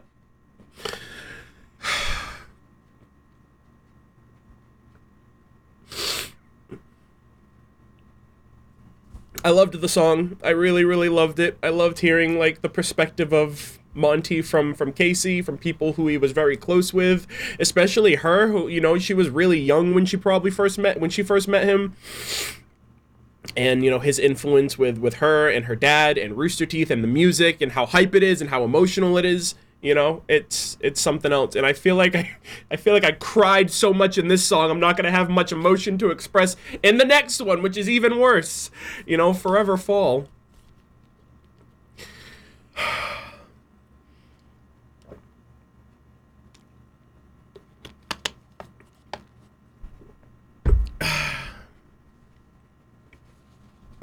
But we love you, Monty.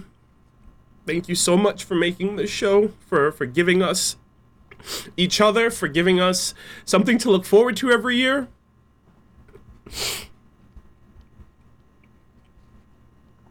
I loved the song. Casey, you did an amazing job if you're watching this. And, you know, this might be my new favorite. Like, obviously this, Cold, Let's Just Live, you know, he's always with us. He's always in our thoughts. You know, the show wouldn't be the show without him, whether he's here or not, you know. I need a minute. Because I feel like it's going to happen all over again.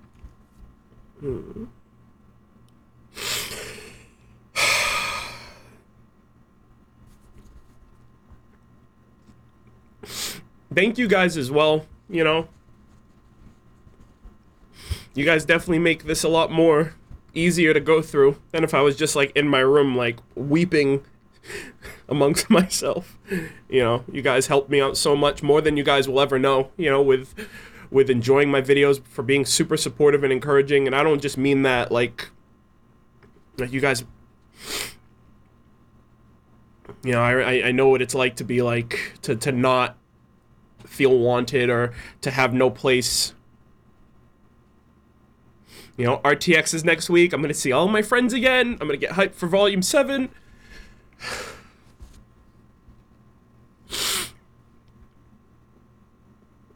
Now I'm like, now I can't even, like, get past this.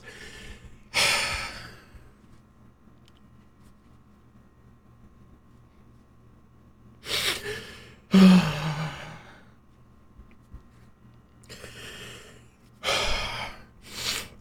loved the song.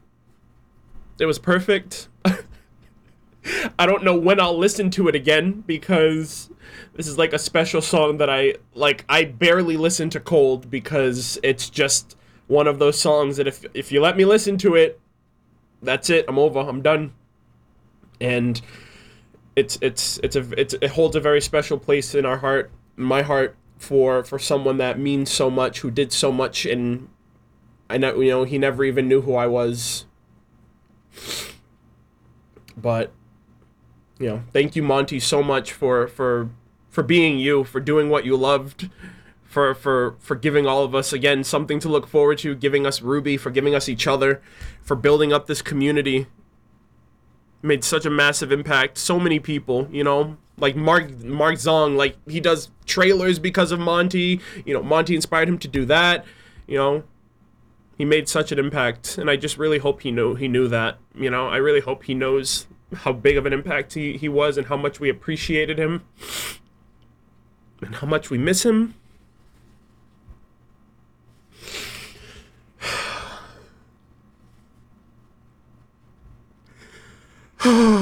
But with all that said, I love the song. I don't know when I'll listen to it again. That's probably going to be my first time and last time listening to it for a while.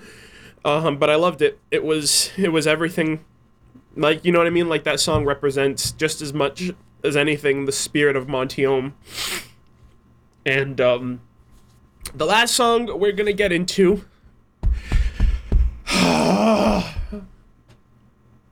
The last song we're gonna get into, well, not the last song, but the last, like, song that I have pictures for, is Forever Fall.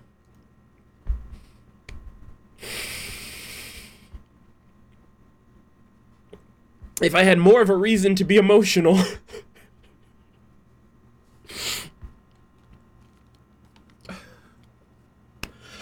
Hold on.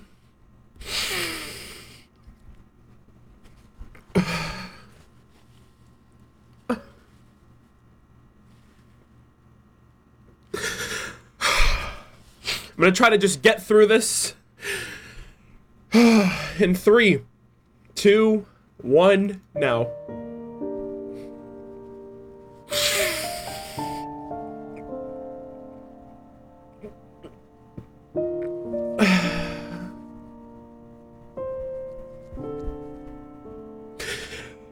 My favorite character. Once, like a dream, you looked at me, and everything felt new.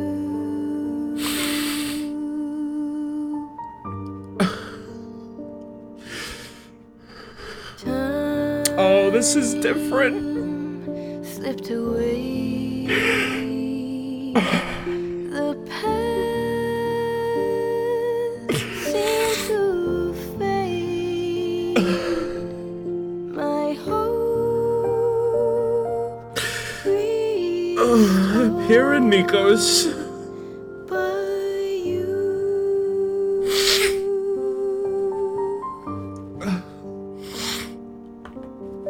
And I know for some it's temporary, like a shooting star soon out of view. But this will always be. It's my destiny to be in love with you. Some people fall in love for life. No F's, guys. Others never get it right. Love's fickle when it goes. One thing that I know for sure, longer than our lives endure. You're my forever fall. You're my forever fall.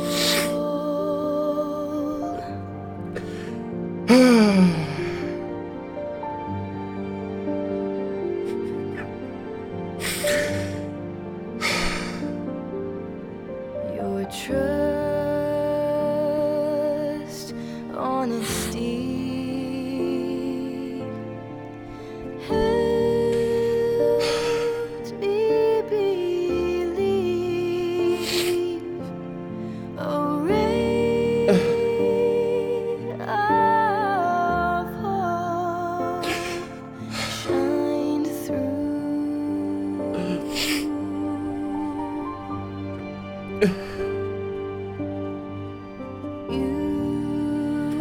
You set me free. Saw what the world couldn't see. I found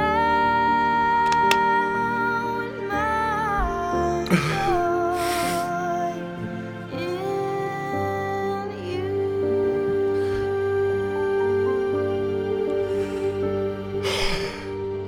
Every life is filled with pain.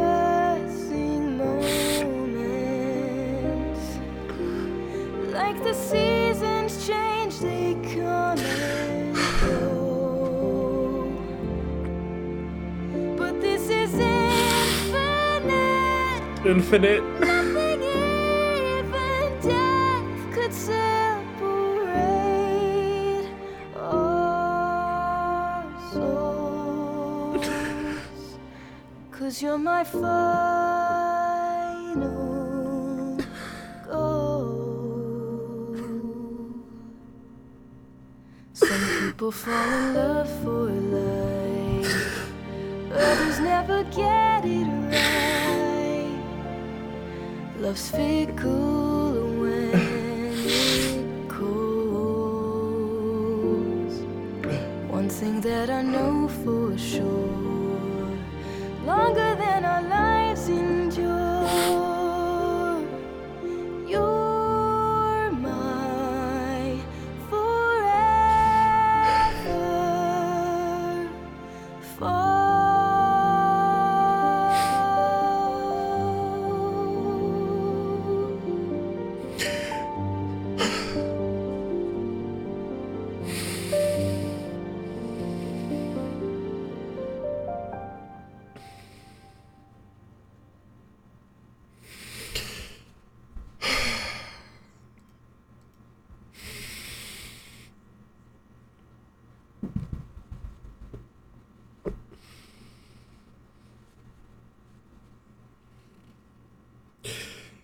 Oh, man. You were my final goal. It's like she's saying how she feels after she's gone. You know, because, you know, the afterlife in RWBY exists. So, you know, it's almost like these are her thoughts now after she passed. And just reflecting on how she felt about Jean, how he made her feel. The entire dynamic between Arcos was so frustrated at Jean because he didn't realize it until it was too late.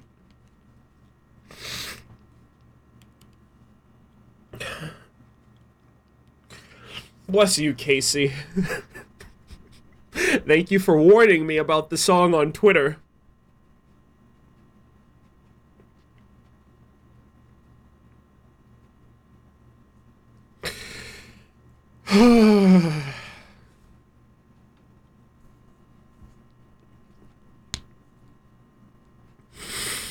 What else can really be said?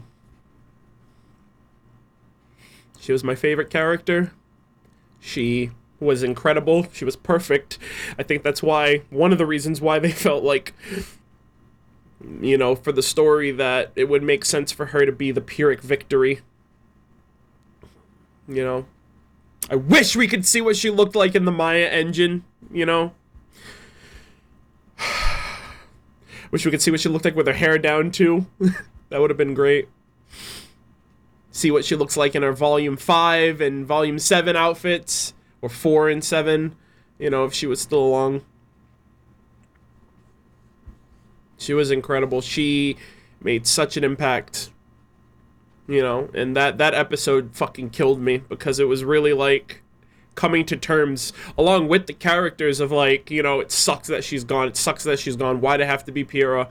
And realizing, like, there really wasn't a choice. In her eyes, like, she's such a virtuous person. She would put herself before anybody, not because it's not because it's unrealistic, but because of the fact that she put others before herself, whether it meant life or death.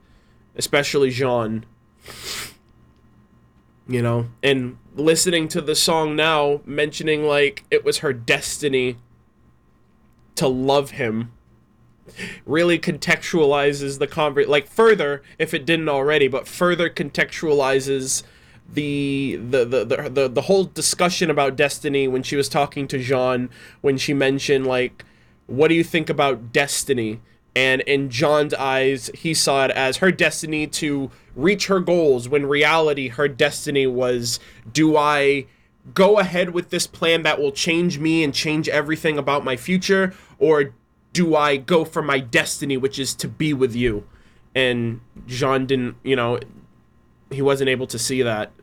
And that's why it hurt her so much, because he was like, you should go for it. You shouldn't let anything stop you, even me. You know, it was kind of like, in a way,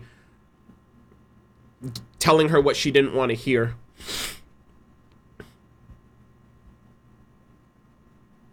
Do you believe in destiny?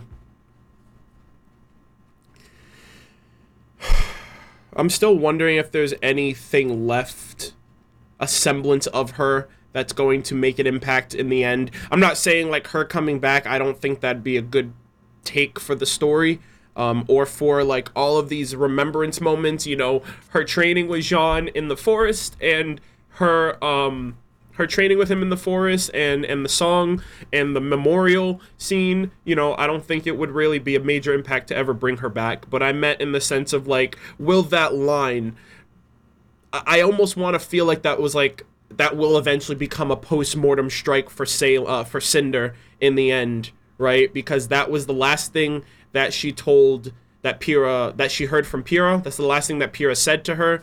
That was something that she mockingly reiterated to Neo. Like, someone once asked me if I believed in destiny, and I feel like that is going to be like a long-lasting.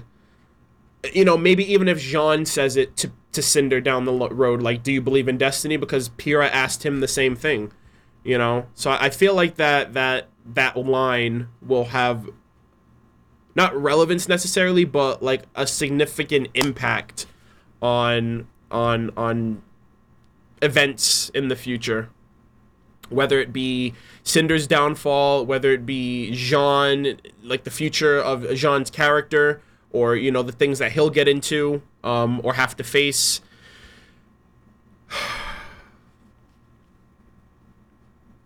I was heartbroken when she kissed him, because it was like, you know it, like, it's the tip, you know, it's like if someone smiles before something, or kisses before something, or just lets out their emotions, you know it's not gonna end well.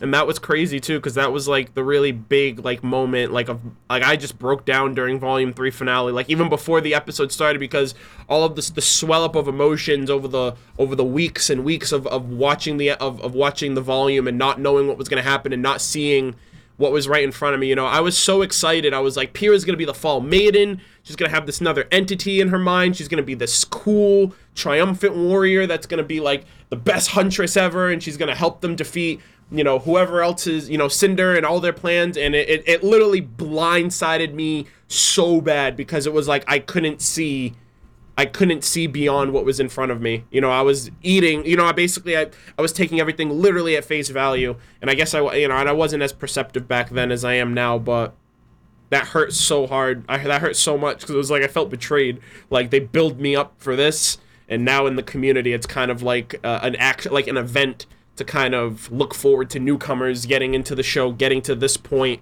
and seeing the aftermath of the fall of Beacon, like Katya Steck, All Geeks Squad, I think that's her channel, her other channel name. She recently just finished Volume 3, and it was so painful. It was so painful watching her reaction, because it was like I was watching myself watch it. You know what I mean? It was like the quintessential reaction experience of, like, she felt the same way I did when I watched that show for the first time, and it was just, you know, I was, like, excited for her to get through it, because it's like, you gotta get fucking tossed through the ringer, right? You gotta be under a lot of pressure before you can shine like a diamond. But when it happened, man, I felt so sad. It was like it broke my heart all over again. Yeah, Miss Cat, there you go.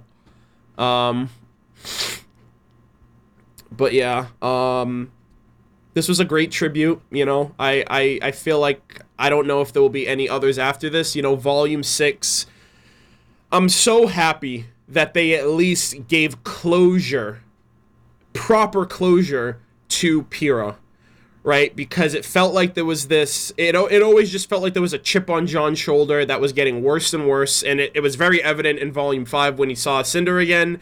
And I'm really glad that everyone just came to a neutral standing with accepting her path, you know, with accepting, you know, what Pyrrha did, talking through it, communicating, You know, like I really, and then seeing the woman, I think I'm willing to say was her mother, you know, come in and voice her, you know, voice her thoughts on Pyrrha's actions and the people that she surrounded herself with, and just knowing the type of person she was, who probably didn't grow up with a lot of friends because she was so perfect and whatnot.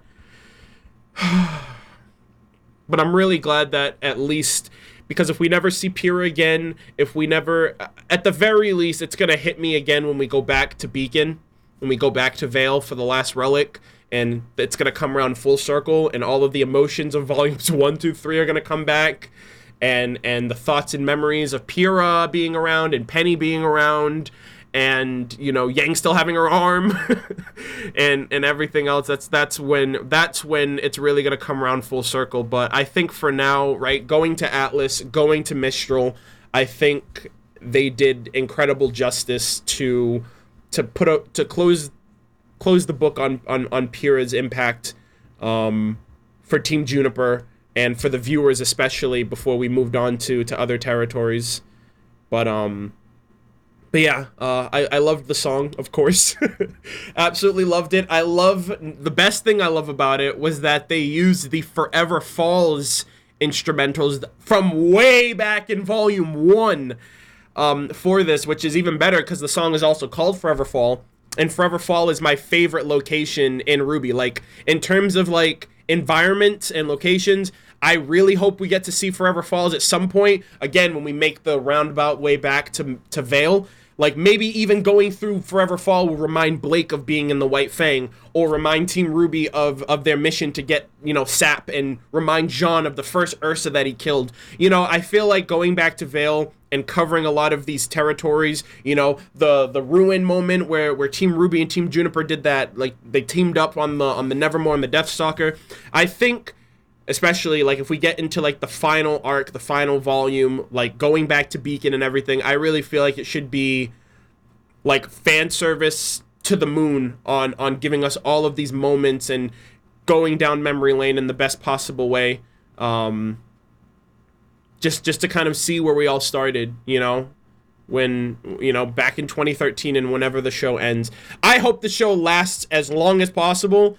You know, and maintains quality, maintains, you know, the stories and the characters that we all know and love, getting further development, new characters, new fights and everything like that, more soundtracks, more videos like these. I just really hope that, you know, I'd love for this show to go as long as, like, Red versus Blue.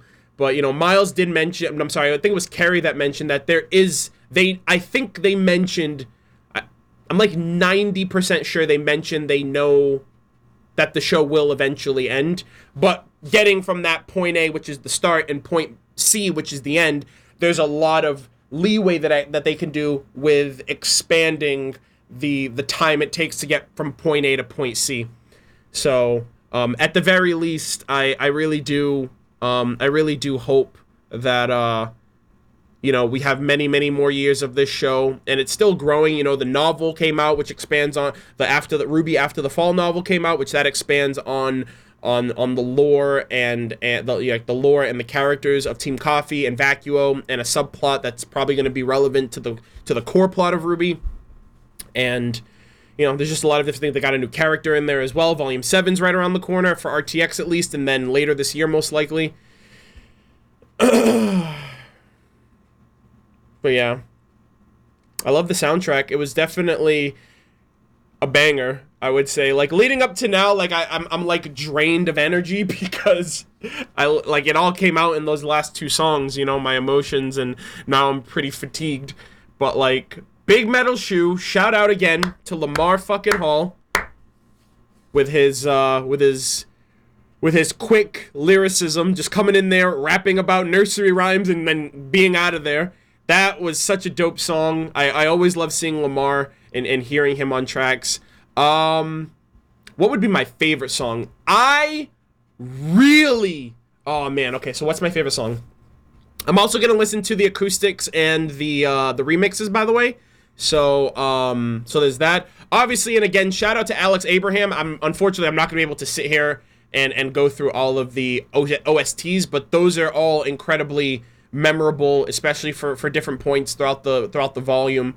And I definitely don't want to undersell his work and contributions, because I know a lot of people prefer to just stick to the lyrics and sing-alongs and lyric videos and stuff like that. But it definitely can't be undersold, the amount of work that Alex has done. I've met him in person. I met him for the first time last year at RTX. He's a great guy. We had a great conversation. You know, he's been at the last couple of Jeff Williams concerts that he's done at RTX, which has been awesome. But what I'm going to do really quick is, I've been somewhat neglectful of donations and super chats, mainly because I've been getting through all of the music for the first time. And I definitely want to say I appreciate you guys so much. I really do appreciate the support that you guys give. I don't want you guys to feel like any of your contributions are overlooked. It's just really, I kind of wanted this to be a first time experience for myself, as well as people who are in the chat who listen to the songs for the first time alongside me. So I'm just going to dedicate the next couple of minutes to the chat, of course, and to just responding to a lot of these donations and super chats that I have coming in on my end. So just give me 1 second. And then we have 3 songs left. We have Armed and Ready Acoustic, we have the Triumph remix, and the Path of Isolation remix. And then that's it. And then that's the full. And I think after those 3, I will pick what is, in fact, my favorite song of the volume. It's going to be hard, though, just because I don't know. You know what I mean? Like, it's so, like, I'm battling with myself right now. Like, Rising was so good. I replayed it 3 different times. Big Metal Shoe was great, but it was so short. Indomitable. I think it's Indomitable, to be honest. And it's very biased to say that, but it's, you know, it's the song that I will listen to the least because it means the most to me. I think that's my true disposition of it. Like, and it's similar to certain things. Like, if I genuinely, like, if something like hits me, and if it makes me feel a type of way that I savor and I reminisce on, I want to have that initial experience in my memory for as long as possible before multiple reiterations weather the experience altogether. Right? It was similar to, like, Persona 5. I beat Persona 5. I cried my eyes out when I beat the game, and then I didn't touch the game for a year. And I'm going back to it now to play New Game Plus. So similarly, like, similar to, like, Cold as well, I listen to that song very, very seldom do I listen to Cold. And I think similarly, Indomitable just has a big impact, and I don't like crying a lot because, like, I don't know, it's just a pain that I don't ever want to linger too much on, even though it comes from a place of love. You know, it just hurts sometimes, so I just prefer to, like, listen to those songs as few times as possible because I know how it feels. But yeah, again, I know some people in the chat are typing. If you guys showed up late or showed up, yeah, I guess if you showed up late towards the end of any of these songs, this will be uploaded to YouTube immediately after the stream ends. I think I'm also going to put up Indomitable on its own as, like, a tribute, because I do have my official listen to Cold. That was a special case because my files got corrupted when I was editing the Volume 3 soundtrack. When I was listening to that for the first time, thankfully Cold was preserved in its entirety. So I might put Indomitable as a separate piece to kind of reflect that reaction that I did for Cold. It'll still be featured in this, of course, but I still want it to be, you know, just like an additional tribute to Monty. Just because there's like 2 hours of filler beyond just the individual songs and listening to them. So yeah. So really, really quick, give me 1 moment.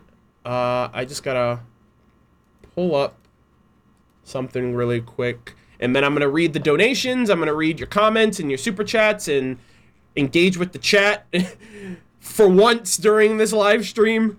And then we will we'll move into the last 3 songs. Also, what time is it? Oh my god, it's already 9 o'clock. Wow, we just, like, blew through that soundtrack. Okay, let's see. Let's click on this. Nevermore got its score changed a little. Yeah, so a lot of these songs were touched up. I noticed that Rising, there was a bit of touch up for Rising especially. Oh my god, yo. So really quick, I want to say thank you to everyone who became channel members. You guys will also have access to my Discord server. I don't know if I mentioned that, but if you are still in the chat and you click the join button and you became a channel member, if you link your YouTube account with your Discord account on Discord, through the user settings, you will have access to my Discord server. So that's an additional perk, along with having those RWBY emotes, which we have 13 members as of right now. So I'm gonna add another. Okay, really quick. I guess I'll let you guys decide. So right now we have RWBY, Weiss, Blake, Yang, Jean, and Neo. Which one do you guys want me to add right now? I have a slot open right now because we just reached the 13. We just reached 13 milestone. So which one would you guys want to add? Let's see. And majority wins. Crow, Ozpin, Crow, Penny, Neo, Coco, Cinder, Crow. I don't have Oscar, sorry.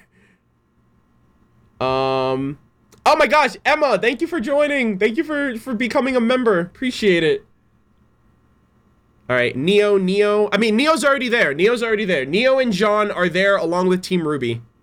Crow? Okay, I'm seeing a lot of crows. Weiss is already there. Team RWBY, Team RWBY, Jean, and Neo are already there.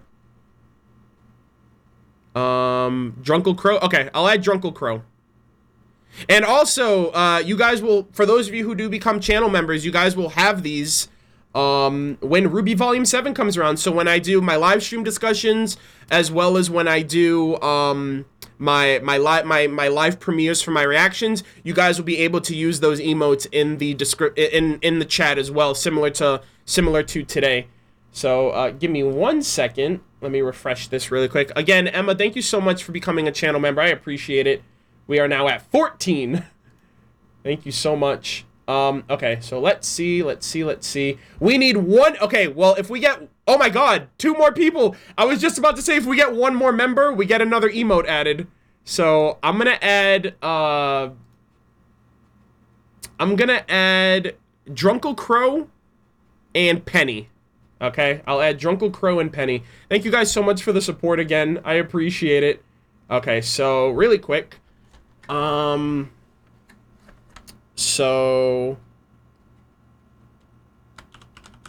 I'm gonna add Drunkle Crow. Let's see. I'm doing like super heavy duty top secret business. Also, again, like I mentioned, be sure to link your YouTube account with your Discord account to have access to my Discord. We're a friendly bunch. We don't bite often, and we'd love to have you guys. I'm also always in the Discord, either playing League of Legends, talking about RWBY, or chatting with people in the general chat. So let's see, salute. So we're gonna add Drunkle Crow, and we're gonna add Penny. Hopefully they will be active right now. Okay, so I just updated it. I'm live streaming right now, so I don't know if it updates in real time. But I just added the drunk command and the salute command for those of you who are members. Just double check and see, or refresh your page and you might have it. Hey, it's there! Sweet, nice. Oh my god, that's great. That's way better than Twitch. It just uploads right on the fly, like as you're streaming. So that's really good. How do I become a member? On the front page of my channel, there is a join button. You click that button. It's $4.99 a month to pledge directly to the channel. It helps support the videos and the streams. And essentially what it allows is for you to have access to my server. You get these RWBY emotes, you get a cool little badge next to your name, and for every month that you maintain your membership, it upgrades. So everyone right now has the RWBY Rose badge. They're at the bottom left here. So everyone starts out with the RWBY Rose badge. At 2 months, it upgrades to Weiss. At 6 months, it upgrades to Blake. At 1 year, it upgrades to Yang. At 2 years, it upgrades to Crow, and so on and so forth. From there, I'll be adding new ones in the future based on recommendations, what people think I should get, what people want me to commission for characters or expressions or whatnot. And yeah, so it should be on the front page of my channel. Curtis Snap. Yep, those are all of the current emotes. God, it's so cool to see them on YouTube now. And to see all your guys' names in green with the RWBY emblem is pretty cool. Thank you guys again, seriously, very much for the support. With that said, so I just did that. All right, give me 1 second. I gotta do that. Holy shit, guys. Oh my god, you guys are nuts! We need one more member for another emote. Are you fucking kidding me? Well, that next one will be Pyrrha. Shout out to Forever Falls. The next one will definitely be Pyrrha. But really quick, actually, I'm probably gonna... I'll be right back. I have to go to the bathroom. And this is probably the worst segue ever, especially for people who are watching this after the fact on YouTube. But, in the meantime, I'm gonna play some jams. I'll be right back.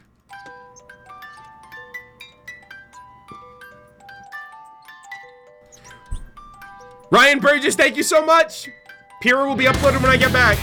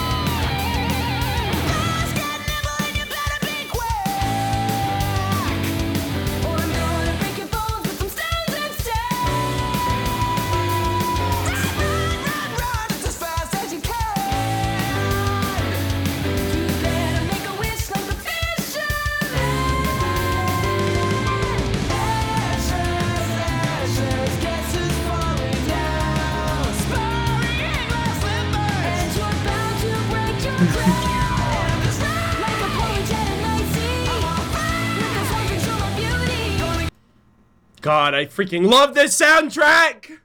My god. Hey Arnold, I drew you whilst watching the stream. I sent it to you on Twitter. Alright, I'll check that out after the stream. Thank you so much. Very nice of you. Alright. Oh god. I see more channel members than when I left. What are you guys doing to me? Hold on. Oh my god. Guys, stop. Alright? I just needed one more, okay? We're now 5 away now from the next emote. But with all that said, I'm just gonna upgrade. I'm gonna update to Jesus Christ, this is happening a lot faster than I thought it would. I'm gonna update.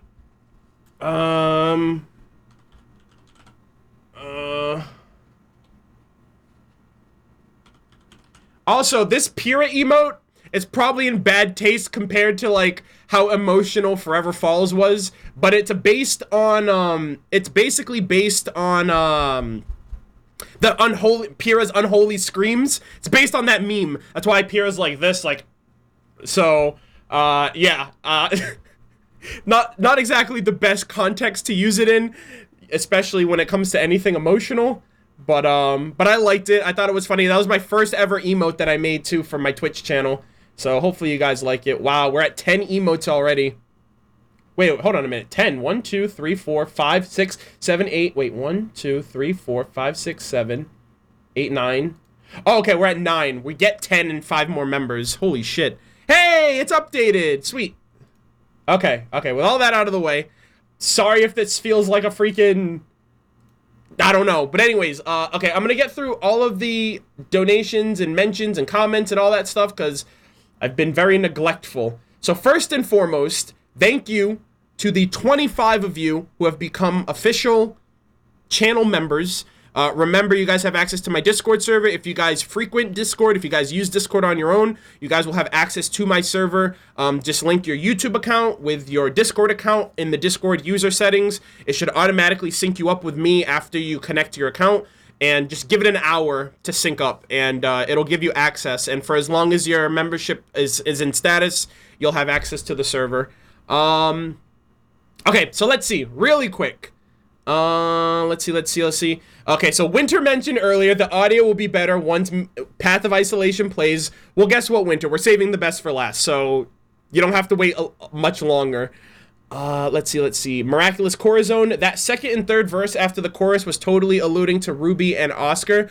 Was that Miracle you're referring to?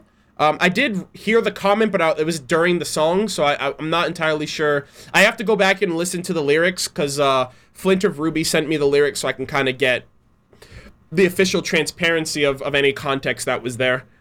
Cool Dude! With a bunch of twos at the end. Just finished listening to the whole soundtrack myself. Let's just say I'm looking forward to your Forever Fall reaction. Well, I hope you're happy. Let's see. From there, okay, so let's see. James the Savior Viller, Regan Royer, let's see. Commander Guido, Geek Goddess 2.0, Waishni, Alexail, I hope I'm saying that right. Gamer Century, Thunderstorm F, Steven Says 1, who else? Curtis Knapp, Hannah Gandhi, I think that's how you say that. Hopefully, I'm sorry if I butchered your name. Red Wiz Robe, Emma, Paige Moore, J. Elizabeth, Delta Charlie, Magic, Dark Magic, Kate S., Ryan Burgess, JR3 Anime, Iona Morwena, I'm sorry if I butchered your last name, I apologize, Iona, Morgana, Ali Oliver, thank you as well for the poster, Ali, thank you for being a channel member, and Aaron Bullard, thank you guys all for joining the channel membership. I appreciate it. Enjoy your badge, your emotes, and access to the server. So let's see. Let's get to some of these. Let's kick this off with a donation. Here's mine, Arnold. Miguel Lugo, thank you so much for the $15. Appreciate it. Glad to have you here. Indomitable is my favorite song. Hey, you're in good company, so it's the same for me. If you were in RWBY, what weapon would you have? I've shown this off before, but I think I'm gonna save it for a future video of letting people know what my weapon, outfit, and semblance would be if I was in the RWBY universe. But I'll just leave it at that. I think it's pretty cool. I like it. Let's see. Can't wait to hear your thoughts on Indomitable. Well, it was heart-wrenching. It was heart-wrenching, Goddess. I hope you enjoyed it, though. I love the whole soundtrack. It's so good. Can't wait to hear your reactions after each and every track, Arnold. Thank you so much. And again, thank you for becoming a channel member. Sirs and Madame's Entertainment. Dude, I hope you got hydrated before this. Well, I just went to the bathroom, so yeah, a little too hydrated if you ask me. I went through a bottle of water before the stream. I went through another one during the stream, and I'm going through my third one now. So, you know, Hydrate Bot would be proud. 18, thank you for the $18. This time, I'll drop an $18 donation. Thank you so much, buddy. You need more tissues? I went through 2, and at that point, I was like, oh no, I don't have any more. I didn't know they'd hit us back to back with 2 emotionally gripping songs. So next year, when they do it all over again with more music, I'll be more prepared. I'll actually get a tissue box this time. Let's see. You're gonna cry at Forever Falls. You're not wrong, J. Elizabeth. You called it. Jamarcus, thank you for the $2 donation. Appreciate ya. Arnold, you are a beautiful soul. Give him all your money, people. Hugs. Thank you so much. Thank you. Seriously. I mean, I feel like we all feel the same way about the show, about RWBY. You know what I mean? So I never really feel like it's just a me thing. Like only I feel this way about the show, because I already know for a fact, like, other people are very much in their feelings about Indomitable, about you know, Forever Falls, and are hyped just as much as I am for the, you know, for Rising, Miracle. I know a lot of people like Lionized, especially people who are fans of Adam. Big Metal Shoe was a big surprise, especially with Lamar coming on track. And, you know, Nevermore, I've been like a slave to that song since the finale of Volume 6, so thank you for the kind words more than anything, Greek, geek. I keep wanting to call you Greek Goddess for some reason, but Geek Goddess, I apologize. Thunderstorm F, looking forward to this every year. Can't wait to see you next year. Well, hopefully it's not too long before I see you again. A whole year. We still have like RTX stuff, and then RWBY Volume 7 and everything else in between. But thank you so much. I appreciate the kind words. Best soundtrack yet. Love you, Arnold. Hope you cry. Oh my god. The Crimson Angel. Best soundtrack yet. Love you, Arnold. I hope you cry. Well, you must have been ecstatic when I went back to back on 2 songs then. Another one. Love your videos and reactions. Keep it up, my guy. Money, loyalty, and love is what you need. Thank you so much, Miguel Lugo. Thank you again for another donation. Oh, I think that's why another one. I think that's where the another one came from. Thank you again. Let's see. Denid D3NYD. I don't know if I'm supposed to pronounce that, but anyways, I can't wait for you to ugly cry during Indomitable. What's wrong with you guys? Why do you like to see me suffer? I was just like distraught from that song, and the people are just like, he doesn't know. Thank you again, bud. Thank you for the $2 donation. I hope you, I'm sorry, the $5 donation. I hope you enjoy my tears. I hope, because that's all you're getting. But thank you, I appreciate it. Nostromo 80849. Will you be reviewing RWBY after the fall? Yes, I will. So I got it digitally because my book was supposed to get here the day of release, and then it got delayed. So I got it digitally the day it came out, and then the book showed up yesterday. So I'm a little swamped at the moment because I'm getting through a lot of these last minute videos. The soundtrack came out today. I'm prepping for Red vs. Blue videos to go up tomorrow. RWBY Chibi reactions are going to be starting on Sunday. I leave for RTX on Tuesday. I'm doing last minute preps on Monday. I'm going to be gone for the entire week. I come back. I'm going to do news and information and stuff for what they show at RTX. And then I have another event that, not event, but I have like another obligation that I have to do immediately after I get back from RTX. And then when I get back from that, then I'm really going to be able to sit down. So I think I'm going to read the novel while I'm at RTX, like on the plane, like to the airport, while I'm waiting for my flight, on the flight, when I land.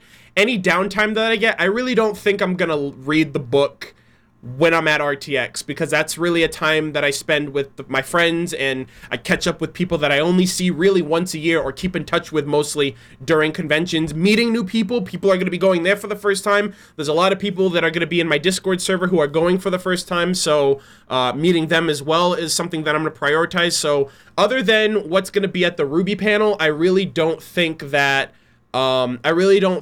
there's going to be a lot of room necessarily for me to kind of focus on the book. But I do want to, I am doing a review. I already have the thumbnail made for it. I might do more than one video talking about it. I don't know the structure of the video. I don't know if I should do like, video form with my voiceover with like pictures and video clips to complement what I'm talking about, or if I should do it like my RWBY essay videos where I just talk on screen for like 2 hours or whatever. I haven't figured out the structure yet, but once I finish reading it, then moving on from that, that's when we're gonna be picking up with everything else. But yeah, I just have to get through these next couple of weeks before I can really dig into the book as much as I'd like to. Let's see. You're getting me pumped up for this music. I mean, it's worth getting pumped up to be honest. Been trying to find music as hype as the Final Fantasy XIV Shadowbringers trailer, and so far the RWBY Volume 6 soundtrack is close, if not matching that hype. I mean, yeah, of course.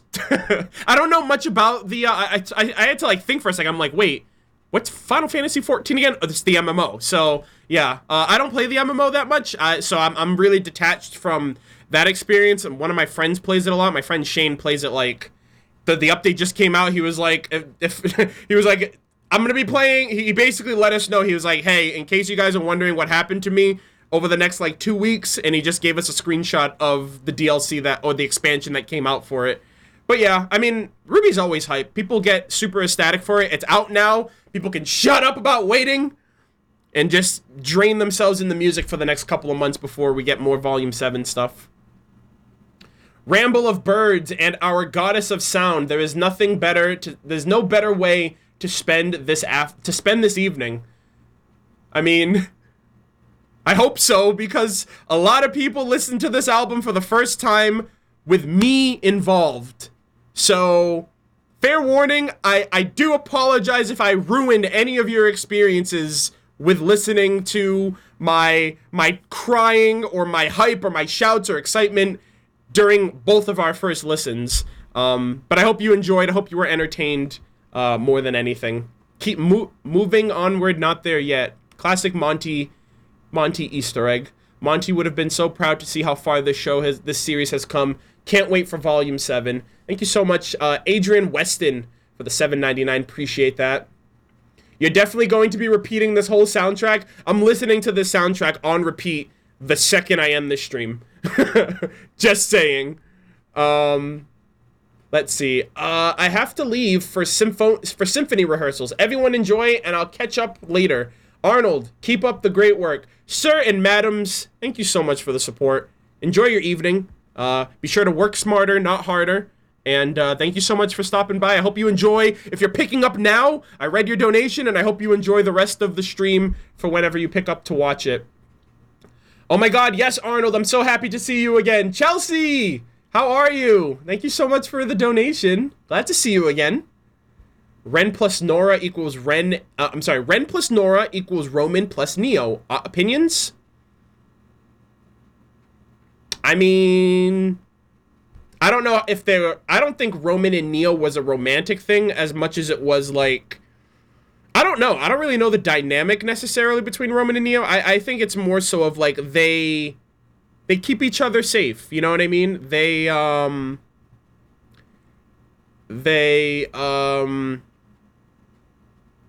I want to say they complete each other, but in a way they're like a respite for one another.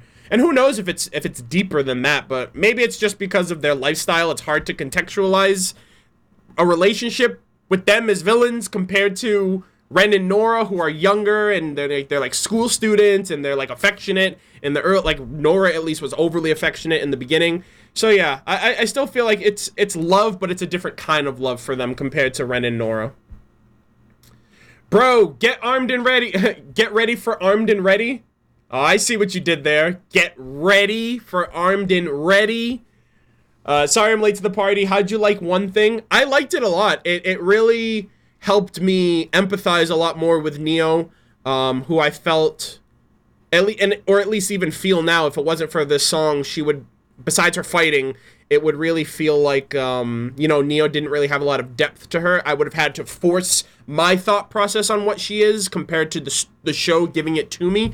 But at least the music gives me this much, and I really appreciated it. I value her a lot more, especially with how Roman's gone and the world is like doom and gloom to her, and there's no one that she can trust. There's no one, she doesn't have a friend anymore. That's just sad to hear, you know? Even worse for Roman, because it's like, how would he, you know what I mean? It's like, how does he feel about all of it? You know what I mean? Like, similar to like Pyrrha, they basically gave us like a eulogy of Pyrrha's final thoughts of everything that happened, of how she felt about Jean and everything. I wonder, that'd be kind of cool if we got that perspective of it from Roman, even though Roman came off as this hard ass and this, this antagonizing person. I'm pretty sure he had a soft spot to him. But yeah, I enjoyed it nonetheless. You're not alone, buddy. Stay strong. Thank you guys so much for the kind words, seriously. I'm gonna hug you when I see you, Arnold. Don't worry, I'll ask first. Thank you guys so much. Your emotional endurance is getting a workout in this video. I love you, man. I was exhausted by the time I finished the 2 songs because I was just like emotionally drained. But it was definitely worth it. You think they will delay Volume 7? Nothing bad would happen if they didn't. I've never played a bad game that was delayed. You know what I mean? Like, if they delayed it, it would only enrich it. But I'm not saying if they don't delay it, it wouldn't still be good. You know what I mean? But who knows? Really, who knows? We'll find out next week when we get the release date, if it's going to be in October, or if it's going to be like in early 2020. We just have to wait and see. But like I said, I wouldn't be opposed to it. Yeah, it would be longer of a wait, but nothing bad ever came from a delay other than fans' outrage of being impatient. But as I always say, patience is a virtue, so go do something else. Who knows? Ugly Cries for the win.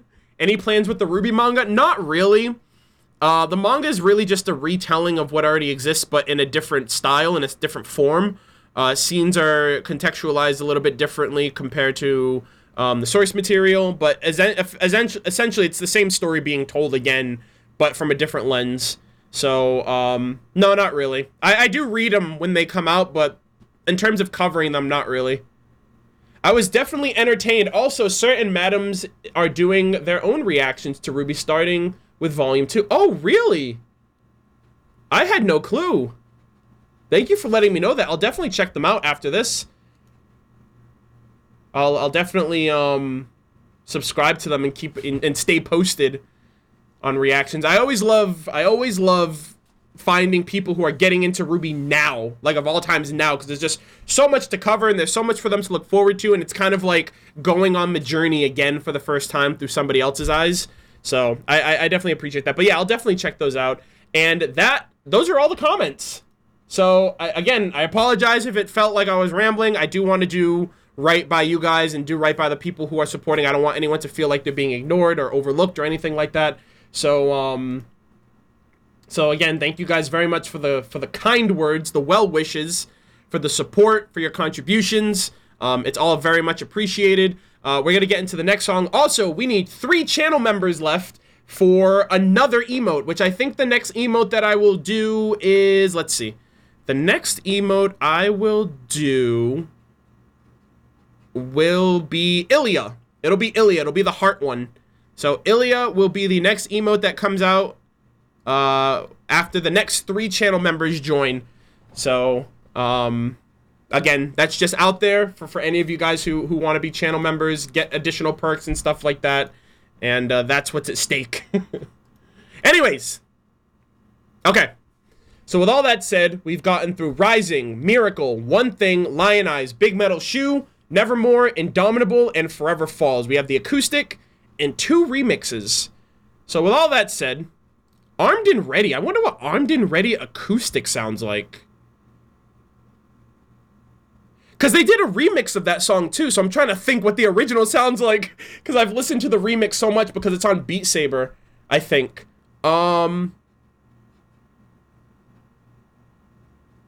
Okay, I remember it now. This is going to be interesting. All right, so without further ado, why is everyone saying B? Oh, God. Isn't that the Bumblebee meme? Like the cowboy? Oh, Jesus. All right, 3, 2, 1, now. Ooh, I like the string work. The acoustic, of course. That's where it comes from. Oh, is this turning into a Western?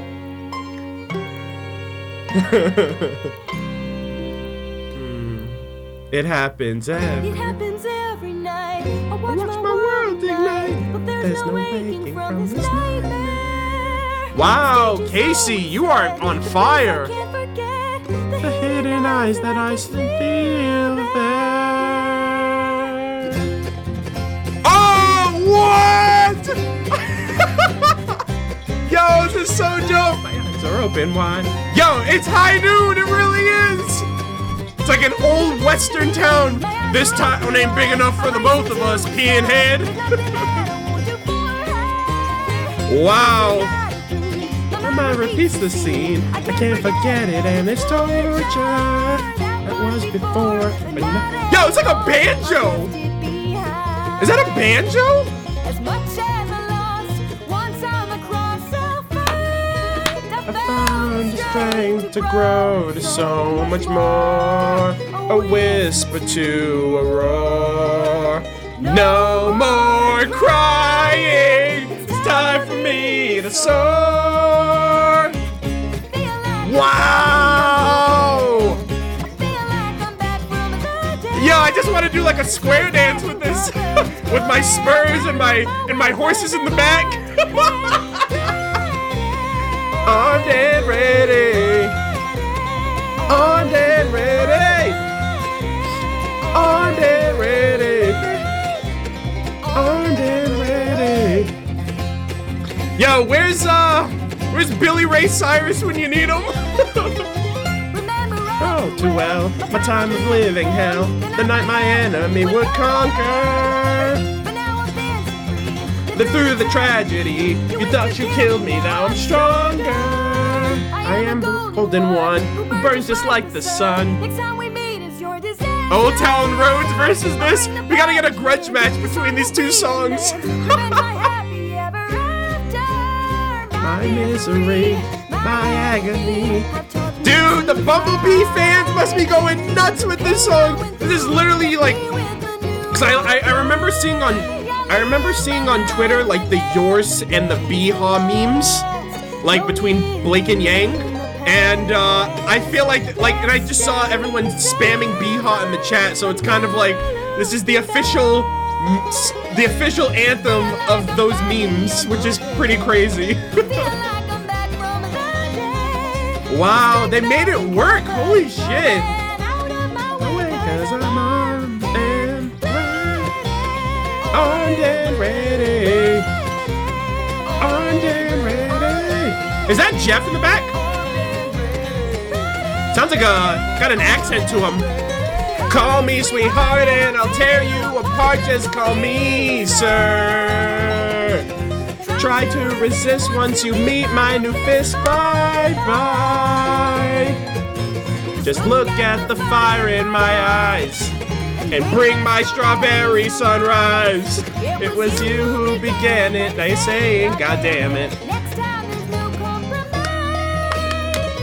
Yo, work them banjo strings, boy. I love this song. There's so much like energy with it.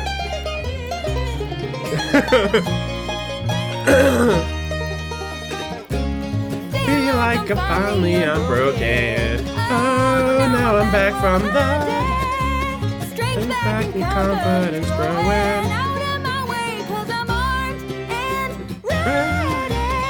Armed and ready. Armed and ready. Wow! Holy shit, that was awesome, man. They like turned it into like a Western like square dance song. Wow. And that's the acoustic on top of that. Usually the acoustics are more on like the emotional, like heartfelt, somber side. At least like This Will Be the Day, at least from what I remember, like I remember listening This Will Be the Day and Time to Say Goodbye are probably my favorite acoustics as of right now, just because they transform the song so much. It's like crazy heavy butt metal to like very very heartfelt, emotional songs. They almost change the nature of them just by going with an acoustic flow instead of just the natural heavy metal variant. Oh my god. Yo, shout out to you. Like, Bumblebee shippers are probably freaking square dancing as we speak. They're probably like, get along, little hoagie, or little dog. I remember that's what Patrick said in SpongeBob. He's like, get a dog, little hoagie. But yeah, they're probably like raving right now. That must feel really fun too. To like maybe, you know, these songs, like these remixes and renditions, Jeff really has creative freedom. It's almost like the RWBY Chibi, like, cause I remember Jeff and Alex used to do the RWBY Chibi music. I'm pretty sure they still did. I haven't watched Chibi season 3 in quite some time. Well, I haven't watched it, period, actually. I haven't watched Chibi in quite some time. Up until, you know, my reactions that will be coming out this weekend. But, like, when you listen to some of the tracks of RWBY Chibi, they really just change the entire construct of the song. Like I May Fall Chibi version. Like, they basically Chibi-fy the music to be cutesy and fun and, you know, a lot lighthearted for the show. But then that basically did that, but canonically with the music. Hug your man. Hey, Dark Magic, thank you so much for the donation, bud. I would let you hug me. Bring it in, brother. Bring it in. I can't go any further than this, so take it or leave it. Anyways, I appreciate you, bud. Thank you for the donation as well. Oh, that was fun. I couldn't have expected, like, a banjo singing, a banjo tune.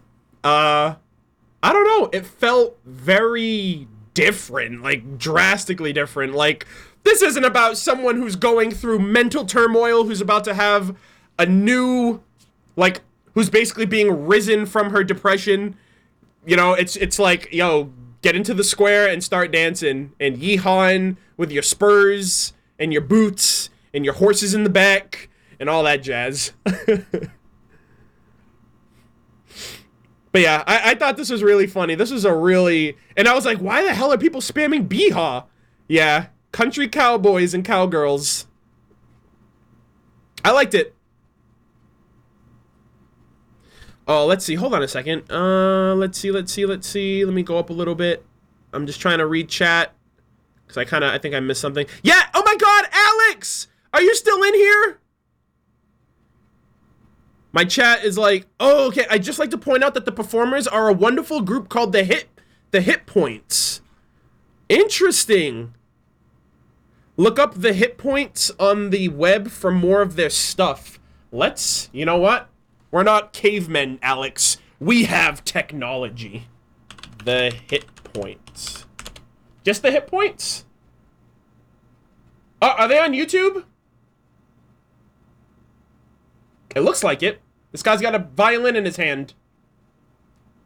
A Nashville-based video game music band? Yep, wielding banjos and fiddles to bring you tunes from the classic arcade era to the modern age. Subscribe me up right now. For those of you who are wondering, really quick, let me pull this up. Boom. This is the YouTube channel right here. Oh. Give me a second. Technical issues, technical difficulties. Don't mind that. Don't look at the screen. Don't look at the screen. Okay, you can look at the screen now. Wait. Okay, now you can look at the screen. All right, so is this them? I think it is. Let's see. Skyward Sword, Team Rocket, Kirby's Epic Yarn. Let's check out the rest of their videos. Oh, these are the only ones they have up. Okay, so this is this year, uploaded this year. Let's see. So I'm gonna do the Skyward Sword. I've never played Skyward Sword, but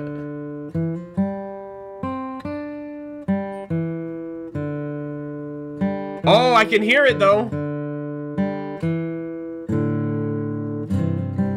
Is this them? I hope it is. It'd be really awkward.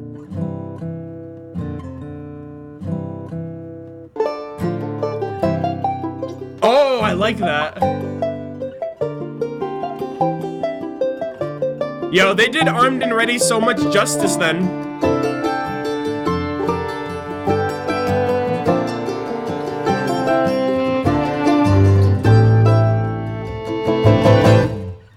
And I will leave it at that.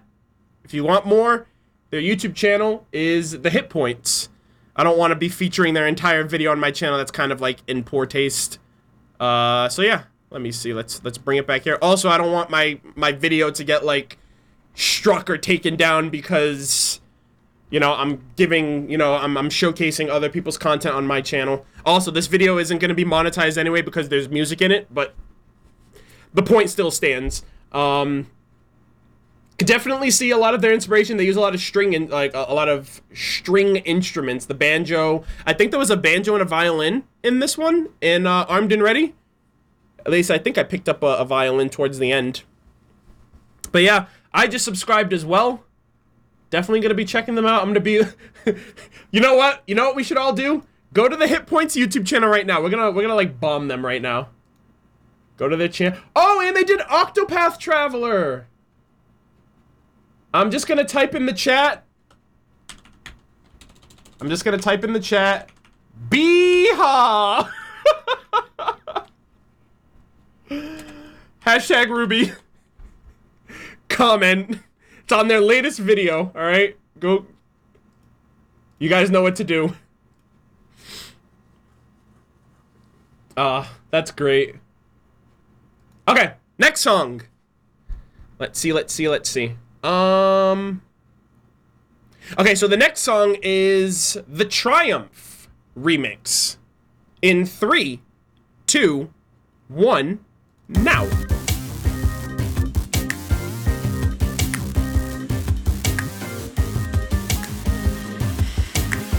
Yo, this is a remix for sure. Woo! Yo, I want this on Beat Saber.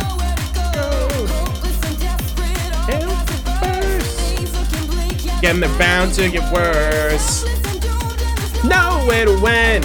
Goals unachievable, faith running thin. Lost and forlorn, impossible odds. That's when you'll learn you've been messing with God. Send in your grim, tear off my limbs. Strike me with bolts of a lightning. I won't die.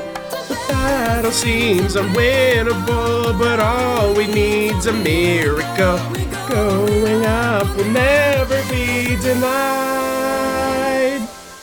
I wish away the dismal days can bring back what is gone.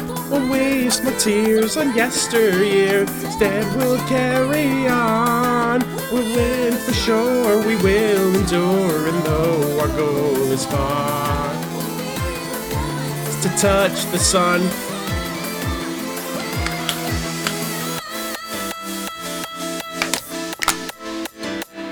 The triumph will be ours, guys.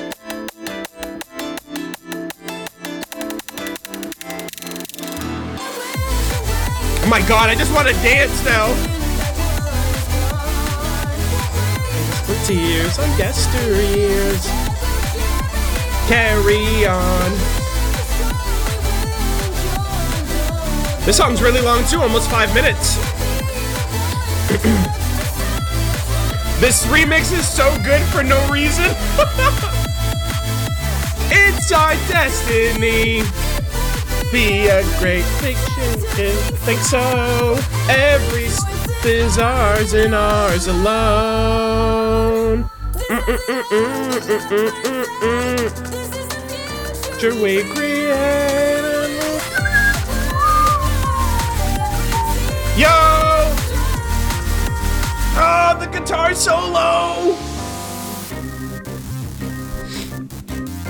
Wait, where's Neon?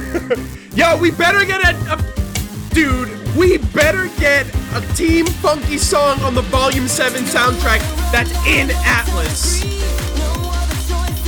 No questions asked.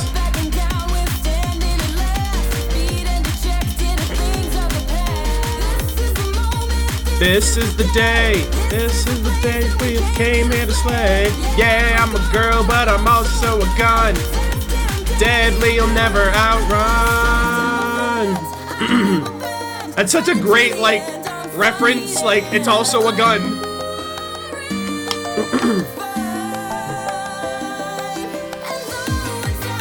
Predictable, we're headed toward the pinnacle.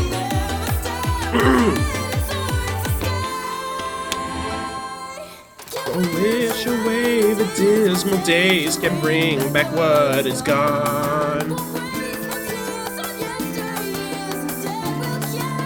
Carry on.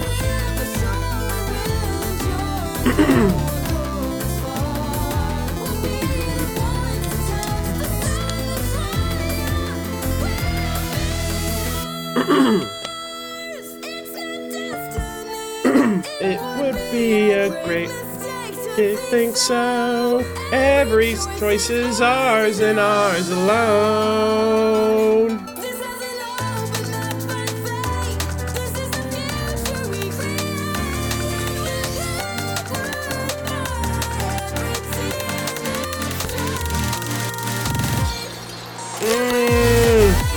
It's a really good track. Should be Dance Dance Revolution. I'm gonna see if I can get this song on Beat Saber. This song needs to be experienced. Yeah. Will be ours. The triumph will be ours. Such a banger. Such a banger. I love that song. That kind of just reassured me like how much I loved that song. I haven't listened to it in a while. Woo! Round of DDR, anyone? I feel like Monty would have loved Beat Saber because it's like an evolution of dance. It's like no longer is it just hitting your feet on the thing, even though he was like, he danced even though like his feet were what really mattered for the game itself, but he just like danced. It wasn't just like a robotic front, back, left, right, down, up, left. So I think Beat Saber is like the evolution of dancing because it's like it's with your arms, and that's I feel like where most of the style comes from, with like doing crazy shit, and you can still like move your body and like your legs and stuff like that. But yeah, I personally love Beat Saber. I know they have a shit ton of songs that I still have to kind of scour through, especially when it comes to RWBY. But yeah, I feel like Monty would have loved Beat Saber, you know, and it'd be even cooler too because like Rooster Teeth not recently, but like I think it was the year before last. I think it was RTX 2017. They announced that like some of the RWBY songs would be on Rock Band, and I thought that was really cool because like Rock Band made a slight resurgence, even though it didn't last. But to have like the RWBY songs like officially on the game was super cool, and I think that would be an even better opportunity to have like Jeff and Casey and Lamar's tracks like and Rooster Teeth like officially working with Beat Saber to put their games on Beat Saber, because right now there are songs on there, but those are songs made by modders, by people who make those tracks themselves and make those maps for the community. So I think it'd be like super cool, especially for the community as VR gets more and more becomes more and more commonplace to do that.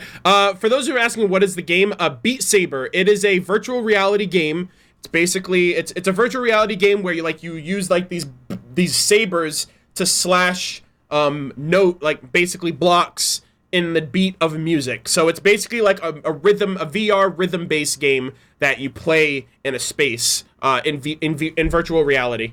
So yeah, RWBY is on Rock Band. Yeah, they announced it. I think this will be the day. I don't know if they put a lot of songs on it, but I think it was maybe 1 or 2 songs. Hey, Matthew! Matt Trapp, thank you so much for becoming a channel member, my guy. Long time no see. You going to RTX, right? Gosh, I haven't talked to you in so long. I hope you've been well. We need one more channel member. And then we will have another emote added to the stream, which will be, who did I say it was? Ilya. We're going to add the Ilya emote after. So we just need one more member after Matt. Appreciate it, Matt. Thank you so much, man. Hope you've been well, buddy. Hell yeah. Nice. We all got to catch up and get food again. I get it on Tuesday, so... so yeah. Let's see. Alright, with all that said, the last song of the stream. I've been going for 3 hours. Way longer than I thought I would. Abraham. Dude. Torma. Zimnus. Thank you so much, dude. You really didn't have to go above and beyond like that. I appreciate you for it, man. Also, oh, wow. Now the Discord squad's coming out the woodwork. Thank you guys so much. We got Ilya. We got her. Okay, give me 1 second. I gotta refresh the page real quick. And then we will continue with the last song, which is the best saved for last. I'm pretty sure Winter is ecstatic at this point, that we've reached this point. Also, Weiss, best girl. I obviously have to give some praise and some props to the Path of Isolation. I'm wondering how it's going to fare compared to like the original.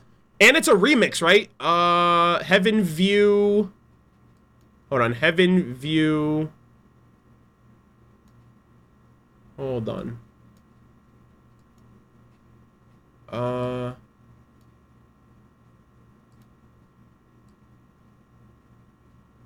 Where is it? Yeah, Heaven View Remix. Okay, featuring Casey Lee Williams. Okay, I was like, what the heck am I looking at? Alright. And Ilya is officially... Oh, wait, hold on.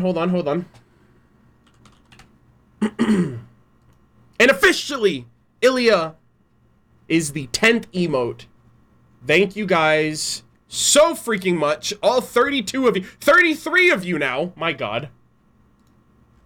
Thank you guys, seriously, very much for the support. We got 10 emotes today. That is nuts. Alright. Let us continue with the final the final track of the RWBY Volume 6 soundtrack with the Path of Isolation Heaven View Remix in 3, 2, 1, now. Who is staring back at me? A stranger to my heart has filled my mind. Beat drop! Oh, I love that opening! Majestic World, thank you for becoming a member! Oh, I love this!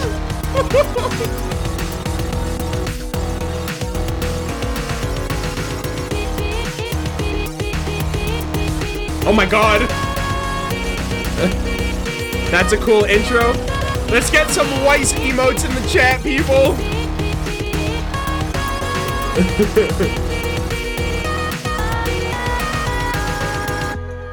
Wow, that's trippy. That's pretty trippy if you ask me. Bellatrix Umbra, thank you so much for becoming a channel member! Appreciate it, guys. Thank you so much. It's unfortunate you can't see the emotes in the chat, but you can see it in the actual chat.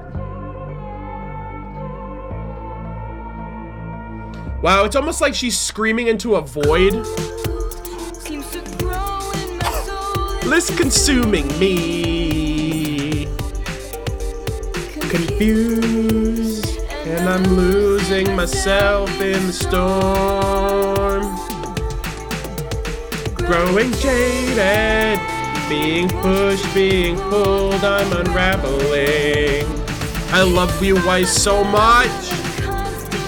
Voice to conform. Enemies surround me, but the worst appear as friends. Liars and pretenders only seek to reach their ends. Everything is breaking right before my eyes. Looking in the mirror, I see someone that I don't recognize. Dude, this is so trippy. This thing I see, who is staring back at me? A stranger to my heart has filled my mind.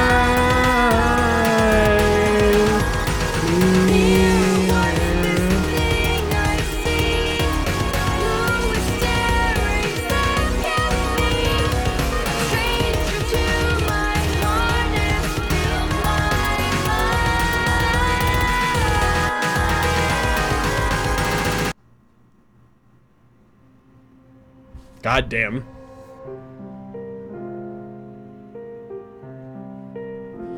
I guess we can just chill now. That was a really good remix. I guess it's appropriate I should have played these tracks when I was in the middle of chatting anyway, just because it's really good ambience and background music. Yeah, it does end abruptly. That's the only thing. Yeah, it does kind of just like, I thought it was just gonna reach like a din-in-in-it and then end there.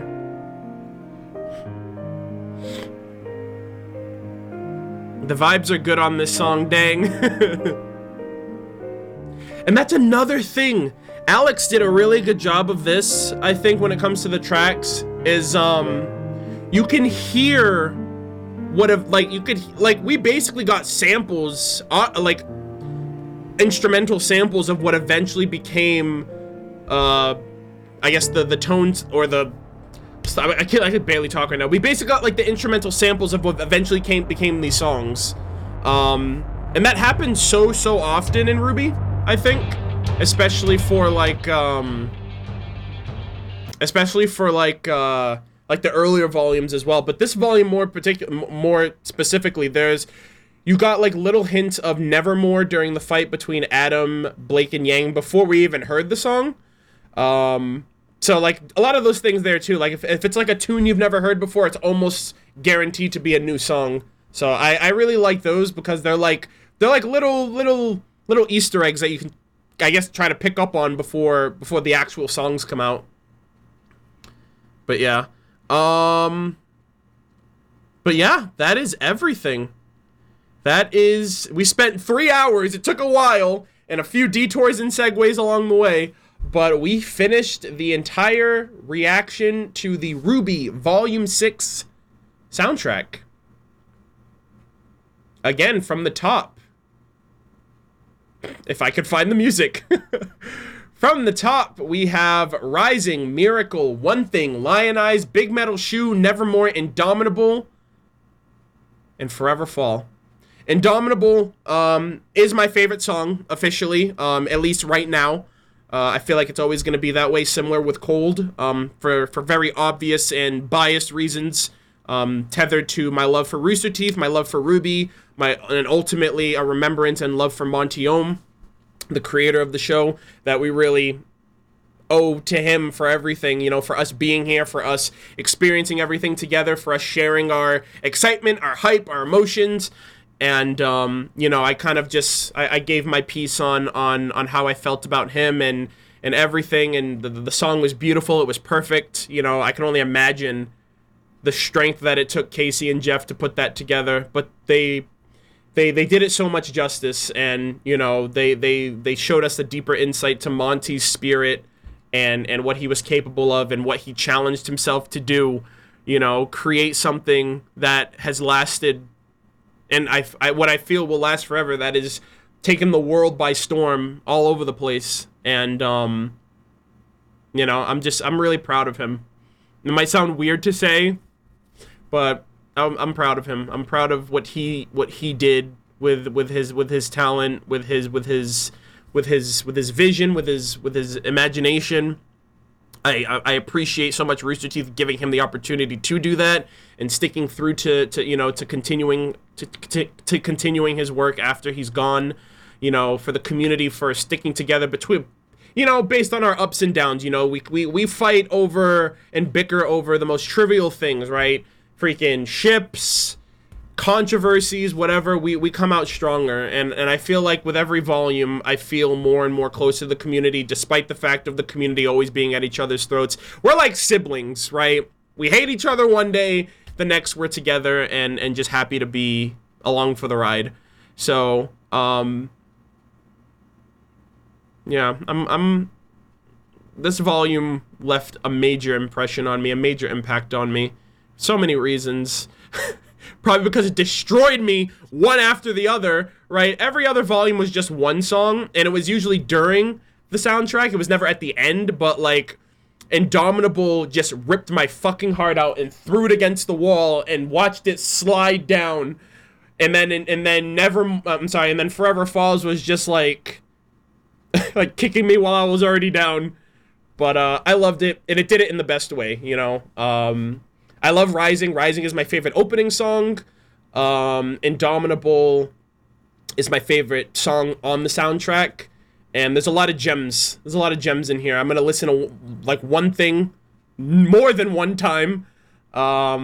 You know, Nevermore has already kind of been around for a while based on the ending of the soundtrack, but it's still great. I'm also just gonna be spamming the hell out of this soundtrack and listening to it constantly when I go to RTX. Thank God the soundtrack came out beforehand so I can have something to listen to on the way to the airport, you know, on the plane and everything else like that, and just have something to get hyped and excited about, and just have music, like relevant new music to be excited about and just listen to until I'm memorizing that entire verse that Lamar spit. Like I'm making that my mission to pick up on all of that, like every reference, every rhythm, every rhyme. That was flair, like unlike I ever heard. But it was pretty dope and I loved it. But yeah, with all of that said, guys, man, I missed streaming on YouTube. It's been such a long time, and I know it has been for a lot of you. I know for most of you, you know, familiar faces that I see here on YouTube, you guys are also a part of my Discord server, and you guys are, you know, very active when I stream over on Twitch. I do plan on getting back up to speed with videos, as you guys probably already saw. I've uploaded a few videos currently already with the White's Death Battle, the Regalia trailer, my apartment tour. This video I'm sitting down to record will be uploaded a couple hours after the stream ends. Tomorrow will be my reaction, my return to reactions for Red vs. Blue. And Sunday will be the return of RWBY Chibi reactions from where I stopped watching during Season 2. And then from that point on, RTX will be happening. I'm going to be going there, meeting viewers, meeting fans, meeting my friends, hanging out with people, seeing all of the RWBY news and information that they have for Volume 7 and everything else in between. And then I'm going to come back. I'm going to get back to work on that information videos. Streams will be returning. I'm going to try to get back to my Persona 5 New Game Plus. My Kingdom Hearts 3 Let's Play that I dropped after I moved will be coming back as well. For those of you, for like the 10 people who are enthusiastically excited about seeing how that ended, I definitely appreciate that, even though I know gaming isn't really the core aspect of my channel in terms of content, but I appreciate that there are people out there that still enjoy anything and everything that I put out. Really quick though, people have been asking me about so this is basically RWBY. And I know people are asking me because, you know, it's an interesting take, and it's one that varies a lot of different opinions from a lot of different people. And me covering RWBY, I know a lot of people want to know what my thoughts are on it. But here's the thing. I watched that. I already watched it. I watched it the day it came out. I watched it like once.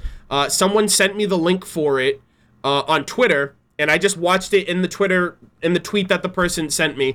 I basically just watched it. I thought it was funny, it was interesting, it was entertaining. I left a comment and I went on.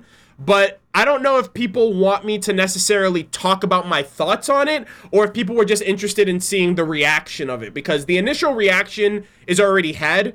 But if people want, I will do I can probably do maybe a breakdown of my thoughts of his different points, what he says, how I feel about it, and the like.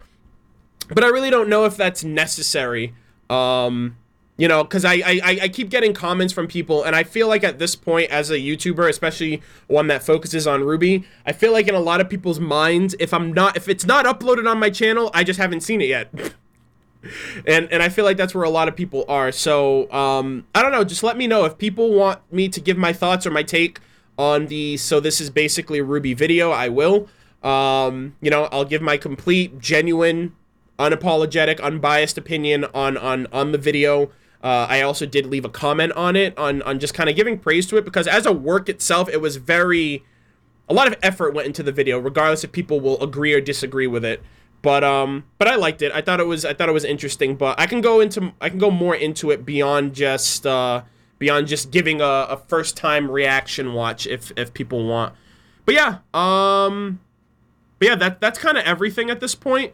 Is there anything else that I wanted to say? Obviously, videos are going to be continuing, at least in terms of streams, when RWBY Volume 7 rolls around. I'm still going to be planning on doing my reactions and my live stream discussions and my reviews for Volume 7 when that comes out.